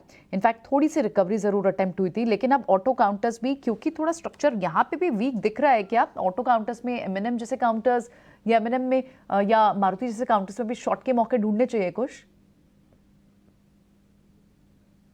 तो प्रियंका मैं कहूँगा थोड़ा सा वेट करें, बिकॉज ये जो स्पेसेस हैं, ऑटो हो गए या जैसा पावर हमने थोड़ी देर पहले डिस्कस किया, या even real estate for that matter, ये कुछ ऐसी स्पेसेस हैं जिनमें आपको रिबाउंड बहुत फास्ट आता हुआ दिखेगा जैसे ही मार्केट यहाँ से स्टेबलाइज होगा। तो इनको शॉर्ट फिलहाल ना करें। मारुति का कॉल भी हमने सुबह डिस्कस किया था, हालांकि अब नीचे है फिलहाल, बट मेरी सलाह रहेगी कि इनमें रुक के थोड़ी सी बाइंग अपॉर्चुनिटीज ढूंढें। मारुति एंड टाटा मोटर्स ये दो रहेंगे हमारे पिक्स जिसपे हम बाइंग अपॉर्चुनिटीज अभी भी ढूंढ रहे हैं। बट अगर मान लीजिए कि यहाँ से अगर आपको मार्केट और फिसलता हुआ नजर आए तो थोड़ा सा वेट एंड वॉच करें, बट शॉर्ट ना करें, बिकॉज इनमें रिबाउंड यहाँ से काफी फास्ट आ सकता है। बिलो 10,500 मारुति के लिए जो अगला सपोर्ट जोन है दैट इज क्लोज टू 10,250। सो अगर आपको इस रेंज में मिलता है तो आपको जो रिस्क रिवॉर्ड रेशियो है काफी फेवरेबल रहेगा। I would not suggest shorting, Maruti and Tata Motors just yet. I would in fact look for buying opportunities once the market stabilizes. देखिए 150 पॉइंट का मार्केट पर नुकसान है। मैं पिछले 6-7 मिनट से नोटिस कर रहा हूँ कि मार्केट में इतने ही पॉइंट का नुकसान अभी भी बना हुआ है। मैं आपको कोई दिलासा नहीं देना चाहता, मैं आपको कोई पैनिक नहीं करवाना चाहता, मैं तो आपको फ़िलहाल थोड़ा मार्केट से दूर रखना चाहता हूँ आज के लिए। आज का दिन तो बहुत इम्पॉर्टेंट है। आज बहुत सारे इंडिकेटर्स ऐसी जगह पर आके रुक गए हैं जहाँ से लगता है कि बॉटम भी बन रहा है, और बहुत से इंडिकेटर्स ऐसे भी हैं जो बता रहे हैं अगली सीरीज़ भी ख़राब जाने वाली है। FIs और ग्लोबल मार्केट्स ये बताते हैं कि अगली सीरीज़ भी आपकी ख़राब जाएगी। पुट कॉल रेशो, विक्स, ये सब ये बताता है कि आपकी अगली सीरीज़ बहुत अच्छी जाएगी। तो अभी थोड़ा कश्मकश चल रहा है, लीडरशिप की एब्सेंस है, और मेरे को लग रहा है कि जब सब वेटेज वाले शेयर्स की बात बोलते ही हैं तो क्यों ना शुक्रवार, जो कि कल ही है, और रिलायंस इंडस्ट्रीज़ के नंबर्स के लिए एक बार हम वेट क्यों नहीं कर लें। तो इसलिए थोड़ा सा एक बार वेट यहाँ पे कर सकते हैं। खैर, इस बीच समीर अरोड़ा से जो हमने बातचीत की है वो एक चंक भी अभी आपके सामने लेके आएंगे, लेकिन एक शेयर उससे पहले मैं ज़रा पता कर लेता हूँ, फिर उसके बाद जो समीर जी से बातचीत हुई है वो भी आपके सामने रखेंगे। मेरे को ऐसा लग रहा है कि वापस से रिलायंस और HUL ना थोड़ा मार्केट की हेल्प करेंगे। ये नंबर से पहले ना धीरे धीरे करके इसमें कोई ट्रेड बनता है। जय, मैं ना आपके लिए थोड़ा सा काम मुश्किल करता हूँ। रिलायंस इंडस्ट्रीज़ और HDFC बैंक की, HDFC छोड़ो, HUL, रिलायंस और HUL की ना मेरे को कोई ऑप्शंस का सौदा दो आप, मैं सीधा नहीं लूँगा बॉस, पैसे नहीं है, मेरे को ऑप्शंस दिलवाओ कोई, रिलायंस इंडस्ट्रीज़ की और HUL की, कोई भी स्ट्राइक देना चाहो दे सकते हो, महंगा से सस्ता देखा जाएगा बाद में। आप इन दोनों की कोई कॉल है तो मेरे को जरा चेक करके बताओ, अगर आपका कन्विक्शन नहीं है तो आप बता देना, छोड़ देते हैं इसको हम। पर्टिकुलरली हम बात करें तो मुझे लग रहा है 2200 का हम स्ट्राइक प्राइस के साथ ये स्टॉक को डेफिनेटली ले सकते हैं, 2200 या 2250 के वहां पर, बिकॉज अभी मुझे लग रहा है सपोर्ट थोड़ा आते हुए दिख रहा है रिलायंस में, और नवंबर में डेफिनेटली ये स्टॉक रिबाउंड करेगा, ऐसा चार्टिकली भी मुझे लग रहा है। थोड़ा नहीं तो पर्टिकुलरली 2400 2300 2400 के बीच में डेफिनेटली एंड करेगा नवंबर फ्यूचर में। तो यहाँ पर just a second option around 2240 का यहाँ पर हम स्ट्राइक प्राइस का रिलायंस में ऑप्शन कॉल ऑप्शन ले सकते हैं, अराउंड 71 के अराउंड चल रहा है नेक्स्ट नवंबर के लिए, नवंबर 30 के लिए। तो 2240 का स्ट्राइक प्राइस का रिलायंस का कॉल ऑप्शन 71 में हम डेफिनेटली बाय कर सकते हैं। मुझे लग रहा है यहाँ से 120 130 के लेवल्स तक ये कॉल ऑप्शन स्ट्राइक प्राइस का ऑप्शन जा सकता है definitely, because of Reliance optimism. 71 रुपये पे लेंगे, स्टॉप लॉस बताओ फिर। स्टॉप लॉस यहाँ से हम अराउंड 30 के 40 के बीच में की रेंज पर रखना चाहेंगे, बिकॉज ज्यादा मुझे डाउन से नहीं लग रहा, 2200 की रेंज पर ही एंड होते हुए दिख रहा है। सो 30 to 40 के बीच में स्टॉप लॉस रख के हम चल सकते हैं। ओके ठीक है, 30 से 40 रुपीज़ के बीच में स्टॉप लॉस रखो। 71 रुपये की 2240 की कॉल आपको मिल जाएगी, ले लेना। 250 का लॉट है अगर मैं गलत नहीं हूँ इस पर, तो 120 130 रुपये का भाव है। रिलायंस इंडस्ट्रीज़ के नंबर से पहले, बाज़ार के बॉटम बनने से पहले ये रिलायंस इंडस्ट्रीज़ की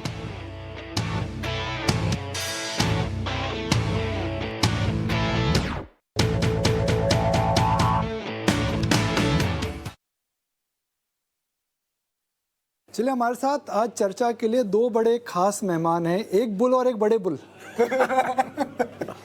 मैं अपनी बात नहीं कर रहा हूँ, मैं बात कर रहा हूँ दिनसा साहब और समीर अरोड़ा की। तो एक बुल और एक बड़े बुल, तो एकदम ठीक इंट्रोडक्शन है। और क्योंकि ये दो बुल हमारे साथ एक शो पर हैं, और शायद इसी कारण है कि अब Helios mutual fund, Helios asset management अब एक म्यूचुअल फंड ला रहा है। ये इनका पहला म्यूचुअल फंड है, मगर in the world of investment, Sameer and Dinshaw, they've got years and years of experience. जब मैं पहली बार मिला था तो माशाल्लाह बाल एकदम बाल थे और बाल काले थे। तो that is तो अब बात ये समीर जी, अक्सर लोग 60 साल के बाद बोलते हैं जी I want to retire, I want to take life easy.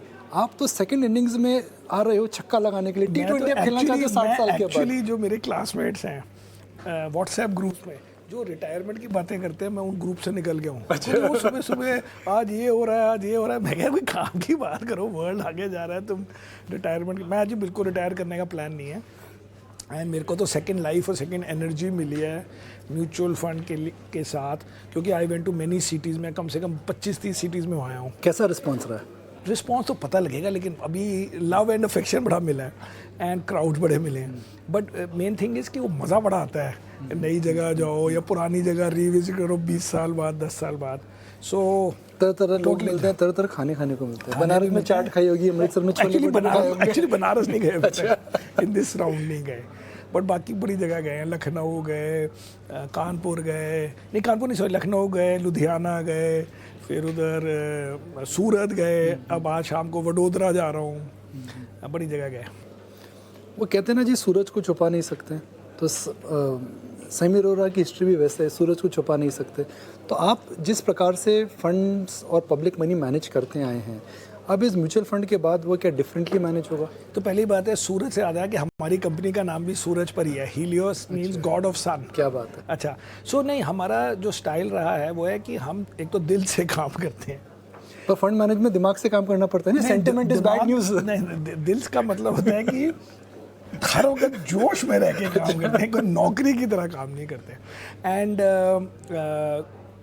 एक हमने अपना मॉडल बनाया कॉल्ड एलिमिनेशन इन्वेस्टिंग, जिसमें है कि आप पहले किसी भी तरीके से किसी भी फैक्टर से कोई कंपनी गंदी हो तो पहले उसको आउट करो। ये नहीं जस्टिफाई करना कि ये वैल्यूएशन गंदी है लेकिन कंपनी बड़ी अच्छी है, उसकी मैनेजमेंट बड़ी अच्छी है, इसलिए वैल्यूएशन अगर गंदी या हाई भी है तो डजेंट मैटर। या हम कहें कि ये मैनेजमेंट की हिस्ट्री ख़राब है तो को नहीं जी बड़ा सस्ता है, नहीं, हमें एक भी गंदा फैक्टर नहीं चाहिए। उससे हमने लास्ट 20 ऑड ईयर्स में देखा कि हमारी कॉस्ट ऑफ एरर, क्योंकि फिर भी गलतियाँ होती हैं, उससे आपकी कॉस्ट ऑफ एरर ऐसी नहीं होती कि वो ख़त्म हो गई कंपनी और आपको आउट परफॉर्म करने में मुश्किल पड़ी बिकॉज इतनी ज़्यादा 2-4 कंपनियां गलत हो गई। तो वो मॉडल से हमारी कंसिस्टेंसी बड़ी हाई हो गई एंड वो मॉडल ये यहाँ पे होगा रेप्लिकेट, एक्सेप्ट कि इसमें स्मॉल इन्वेस्टर्स के लिए और अभी तक हमारा एटलीस्ट पोस्ट अलायंस मतलब हीलियोस डेज थे हाई नेटवर्थ एंड इंस्टीट्यूशंस के लिए। सो दिनशा, यह फंड की पोजीशनिंग क्या रहेगी? इस फंड के अंदर आप किस प्रकार के स्टॉक्स का चयन करेंगे? सो निकुंज जी, एक्चुअली ये फ्लेक्सी कैप फंड होने वाला है और जब हम चालू कर रहे थे तब हमने काफ़ी डिबेट किया था कि मल्टी कैप करें कि फ्लेक्सी कैप करें। क्या डिफरेंस है? मल्टी कैप में 25 का होल्डिंग होता है, लार्ज मिड और स्मॉल, एंड 25 जो होता है you can float it around, वो था। लेकिन फ्लेक्सी में ये है कि मैनेजर डिसाइड्स कि कहाँ पे कितना जाना है उसको। तो हमने हमारा स्टाइल देखा प्रीवियस जो हमारे PMS वगैरह या EF वगैरह जो चालू है, हमारा ऑफशोर चालू है, वहाँ पे हमारे स्विंग जो होते थे वो काफ़ी बड़े होते थे। तो इसलिए हमने रियलाइज़ किया कि फ्लेक्सी ही हमारी स्टाइल है, क्योंकि हमें चढ़ते बाजार में हमारे पास mid cap, normally mid cap small cap ज़्यादा रहते हैं और गिरते बाजार में मिड कैप स्मॉल कैप हमारे अपने आप कम हो जाते हैं, क्योंकि जैसे एलिमिनेशन इन्वेस्टिंग की बात की समीर ने, वो इटसेल्फ आपके मिड कैप स्मॉल कैप को चढ़ते बाजार में दिखा देता है कि एक्सपेंसिव हो गए तो आप जरा संभल जाइए। तो इसलिए हम ट्रिम करना चाह रहे, तो अपने आप ही सिस्टम जनरेट होता है। तो इसलिए हमने फ्लेक्सी कैप फंड। कितने स्टॉक्स आप इस स्कीम में खरीदेंगे? सो हमारे हिसाब से 50 से 60 के बीच में आसपास। ज़्यादा नहीं है? नहीं, बिल्कुल नहीं, क्योंकि एक्चुअली आप देखा जाए तो अगर जो आप जैसे हमारा एग्जिस्टिंग PMS EF है उसमें हमारे पास अराउंड 35 स्टॉक्स है, 35 स्टॉक है हमारे पास, और एक्चुअली वहाँ पे सेक्टर्स हैं जहाँ पे हम जीरो हैं। तो यहाँ पे ऑब्वियसली हमारा एक्चुअली अगर आप एक और तरीके से देखें, हमने अपने उसमें डाला हुआ है साइट में कि 150th जो बेस्ट परफॉर्मिंग स्टॉक होता है एक इंडेक्स में, वो परफॉर्मेंस भी किसी को नहीं मिल पाती। कहने का मतलब है अगर आपको 150th बेस्ट परफॉर्मिंग स्टॉक मिल गया, mostly it will improve your NAV। हमारे अपने आप हमने 18 सालों में खाली 2-3 साल 150th स्टॉक को बीट किया है और हम कहते हैं जी हमारी परफॉर्मेंस बड़ी अच्छी है। तो so many stocks do well, 60 के आए तो कुछ उससे फ़र्क नहीं पड़ेगा, उससे फ़र्क नहीं पड़ता, बल्कि वो स्टॉक्स होते हैं कभी अच्छे भी हो ज़्यादा, क्योंकि 150 ऐसे करते हैं कि 20% और हमारी साइट पे आप देख सकते हैं data, 150th stock from the index, वो इंडेक्स से 20% आगे है। तो समीर, आज कोई SIP निवेशक है तो उसकी SIP चल रही है, उसको आपकी स्कीम में स्विच क्यों करना चाहिए? और SIP नहीं चल रही है तो नई SIP आपकी उसमें क्यों चालू करनी चाहिए? तो पहली बात है कि अब उसको स्टडी करना पड़ेगा, लेकिन हमारी हिस्ट्री अच्छी है, हमारा skin in the game high है। ऑफशोर फंड में मैं नंबर 1 इन्वेस्टर हूँ, म्यूचुअल फंड में मैं टॉप 2-3 में होऊंगा शुरू में, अनलेस कोई बहुत बड़ी आसामी आ गई हमारे फंड में। And generally all the employees. तो आप अपना खुद का पैसा फंड में डाल रहे हैं? पूरे वेरी सिंपल। दिनशा, आप भी डालेंगे? हाँ जी, 100% जी, उसके बगैर कैसे काम चलेगा। सो सारे एम्प्लॉइज डालेंगे, लेकिन जो ज़्यादा की बात हो रही है दिनशा के और मेरे, बात है मैं भी NFO में सब्सक्राइब कर रहा हूं। आपने भी जब हमारी आप समझाओ लोगों को, आपने क्यों लिया, हम कैसे समझाएं? नहीं, विश्वास, हम तो बड़े हम्बल लोग हैं। नहीं जी, विश्वास। I mean, you know, Sameer and me have had great friendship and I've seen his track record. It's been a pleasure to track his investment journey as an original thought thinker, and his risk management is unique. अब इसको हिंदी में convert कीजिए, translate. समझदार को इशारा काफ़ी होता है। तो जनरली अब हिस्ट्री अच्छी रही है और फॉर्मूला भी लोगों को समझ आता है। और बाकी हमने साइट पे अपने हीलियोस MF.in पे बहुत वो भी डाला है कि फ़िलासफ़ी कैसी होती है, आप पढ़ के आप कन्विंस हो जाएंगे कि ये फ़िलासफ़ी सही फ़िलासफ़ी है। तो यह फंड किन लोगों के लिए, it is meant for what category of investors? 1 to 3, 3 to 5 और 5+? नहीं जी, हमें चाहिए कि हमारे इन्वेस्टर्स 5+ का ही व्यू लेके आए। लेकिन एक्चुअली अगर जो फंड मैनेजर प्रोएक्टिव है तो इन्वेस्टर को कभी रिडीम करने की ज़रूरत ही नहीं पड़ती है, बिकॉज वही इन्वेस्टर के बिहाफ पे वो चेंज करता रहता है पोर्टफोलियो, और उसको तो लॉन्ग टर्म में ही आपको बेनिफिट दिखेगा इन्वेस्टर को। तो आई थिंक 5+ ईयर्स इज हमारी तरफ से ये है कि हमारा स्टाइल ऑफ इन्वेस्टिंग है कि हम 2-3 साल के लिए देख रहे हैं, बट वो है कि हम स्टॉक चेंज कर दें अगर ख़राब हो, बट हम अपनी तरफ से चाहते हैं कि हर टर्म में हमारी परफॉर्मेंस अच्छी हो, इसलिए हमने अपनी टैगलाइन भी बनाई है हीलियोस म्यूचुअल फंड हर टर्म के लिए।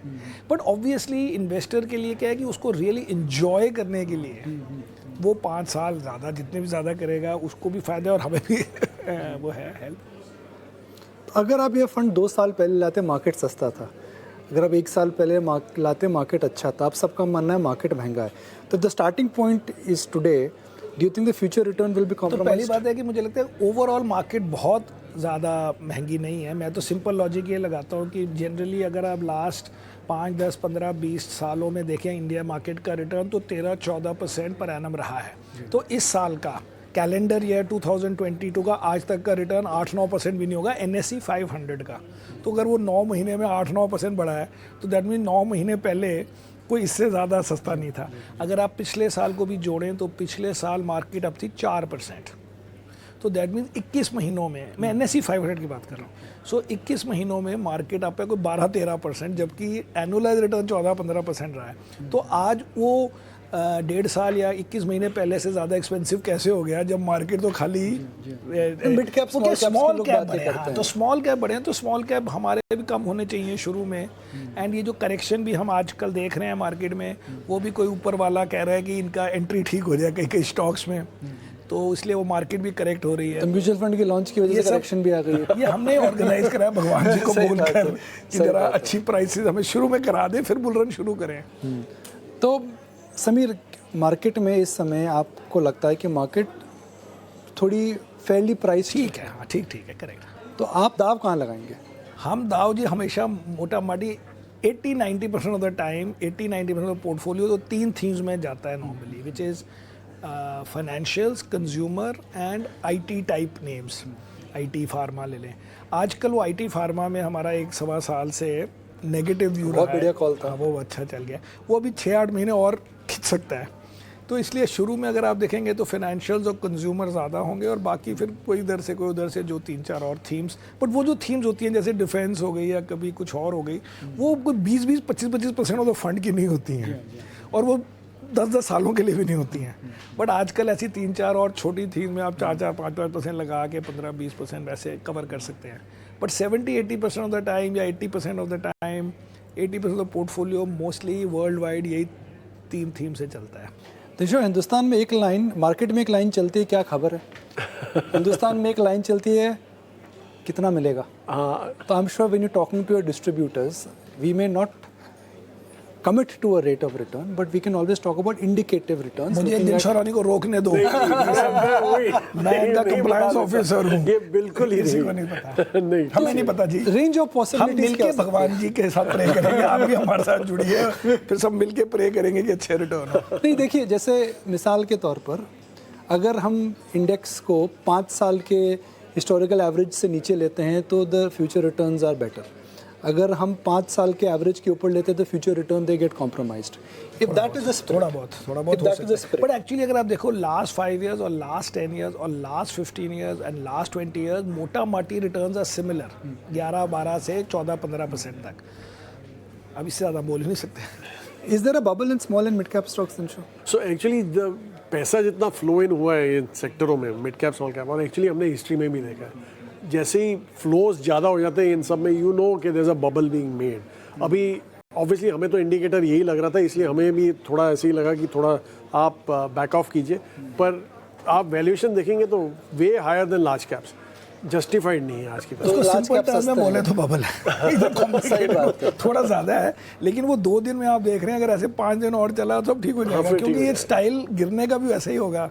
ये ना सोचें कि एक तरफा मॉडल मिल गया किसी को। तभी हमने जो हिस्ट्री में दिनशा ने और मैंने और हमारी टीम ने 18 साल हीलियोस और 27 साल के हैं, उसमें है कि हर एक्सेस देखा है और आपको कंट्रोल करना है, क्योंकि हर 3 साल में एक नया हीरो होता है।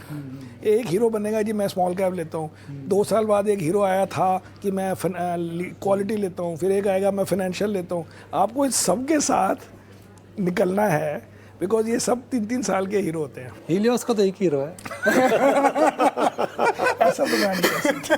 ऐसा तो मैंने नहीं कहा। मैंने आपकी तरफ देखा ही नहीं। ऐसा तो मैंने नहीं कहा। पर मैंने इनकी तरफ देखा ही, मैं दिलशा की तरफ देख रहा था। मैं भी नहीं कह रहा था। तो अब बात करते हैं आखिरी सवाल समीर, कहते हैं that everybody is chasing a number. अब उम्र को तो आप हमेशा इग्नोर करते हैं, 61 touch wood, you know you are still full of energy, so what is that one number you are chasing? Age is not a number, wealth is not a number. I am chasing Charlie Munger's or Warren Buffett's age while they are still active and so active कि people still totally trust them with money and wisdom कि भाई आप देंगे तो that is the बस 60 साल के बाद वॉरेन बफेट ने बोलते हैं 90% अपनी वेल्थ क्रिएट करी, तो समीर साहब पहुंच रहे हो उधर आप? चलिए बहुत बहुत शुक्रिया, thank you very much, good luck. That is back to the studio. चलिए तो ये एक्सक्लूसिव आप देख रहे थे समीर और दिनचौक के साथ निकुंज का, उनका म्यूचुअल फंड में जो उनका एंट्री है, फोरे है, उस पर वो अपना एक व्यू बता रहे थे और विजन बता रहे थे. लेकिन बाजार में इस वक्त कहीं से भी आपको एक रिकवरी अटेम्प्ट होते हुए नहीं दिखाई दे रही है. इनफैक्ट बाजार और वीक हुआ है, 18,900 की तरफ हम बढ़ते हुए दिखाई दे रहे हैं. कल आपको याद होगा जब सुबह अपने एक दिन की छुट्टी के बाद, यानी ट्यूसडे को छुट्टी थी, बुधवार को जब हम वापस लौटे, ग्लोबल क्यूज हालांकि थोड़े सपोर्टिव दिख रहे थे, उसके बावजूद भी मॉर्निंग में ही हमारे एक्सपर्ट्स ने आपको ये चेता दिया था, कॉशियस कर दिया था कि हर रैली सोल्ड इनटू होगी. और इनफैक्ट संतोष ने सुबह ही 18,900 का भी टारगेट दिया था, उस वक्त हम 19,200 पे थे, यानी. और ये सरप्राइजिंगली मैंने उससे क्वेश्चन भी पूछा था, आप यहाँ से 300 पॉइंट नीचे देख रहे हैं, तो उन्होंने कहा था येस. इनफैक्ट अब जो बात ये हो रही है कि शायद क्या बाजार अपने 200 DMA को भी टेस्ट कर सकता है जो 18,600 के पास है. रत्नेश और कुश दोनों है हमारे साथ, एक बार ये व्यू समझते हैं. कुश, अब ये भी एक टेबल पर बात हो रही है कि शायद 200 DMA तक को हम टेस्ट कर लें यहाँ से, यानी फर्दर और 200-300 पॉइंट नीचे. आपका क्या व्यू होगा इंडेक्स पे? प्रियंका देखिए, हम उस लेवल तक जा सकते हैं, बट मैं अभी भी एक ये व्यू मेंटेन करूंगा कि देखिए आज एक्सपायरी है, आज मंथली एक्सपायरी है और कॉल राइटिंग बहुत हेवी हुई थी. सो इसकी वजह से आप मार्केट को रिबाउंड करता हुआ नहीं देख रहे हैं. क्या वन वे हम 18,600 तक जाएंगे? पॉसिबिलिटी है, बट मुझे लग रहा है कि एक रिबाउंड आएगा which will probably take us back to sort of 19,100 kind of range या 19,200 रेंज, और वहां से फिर हम शायद फिर से स्लाइड करके 18,600 के पास चले जाएं. बिकॉज ओवरसोल्ड हो चुका है. अब यहाँ से आप शॉर्ट करके और कितनी ही अपॉर्चुनिटीज ढूंढेंगे on the down side, on the index, on the stocks. तो मेरे हिसाब से आज की एक्सपायरी का जो इम्पैक्ट है ये एक बार के लिए हट जाएगा. उसके बाद आप मार्केट्स में यहाँ से रिबाउंड देखेंगे. And then I am not saying that if we cross the 19,200 level then we are out of the woods.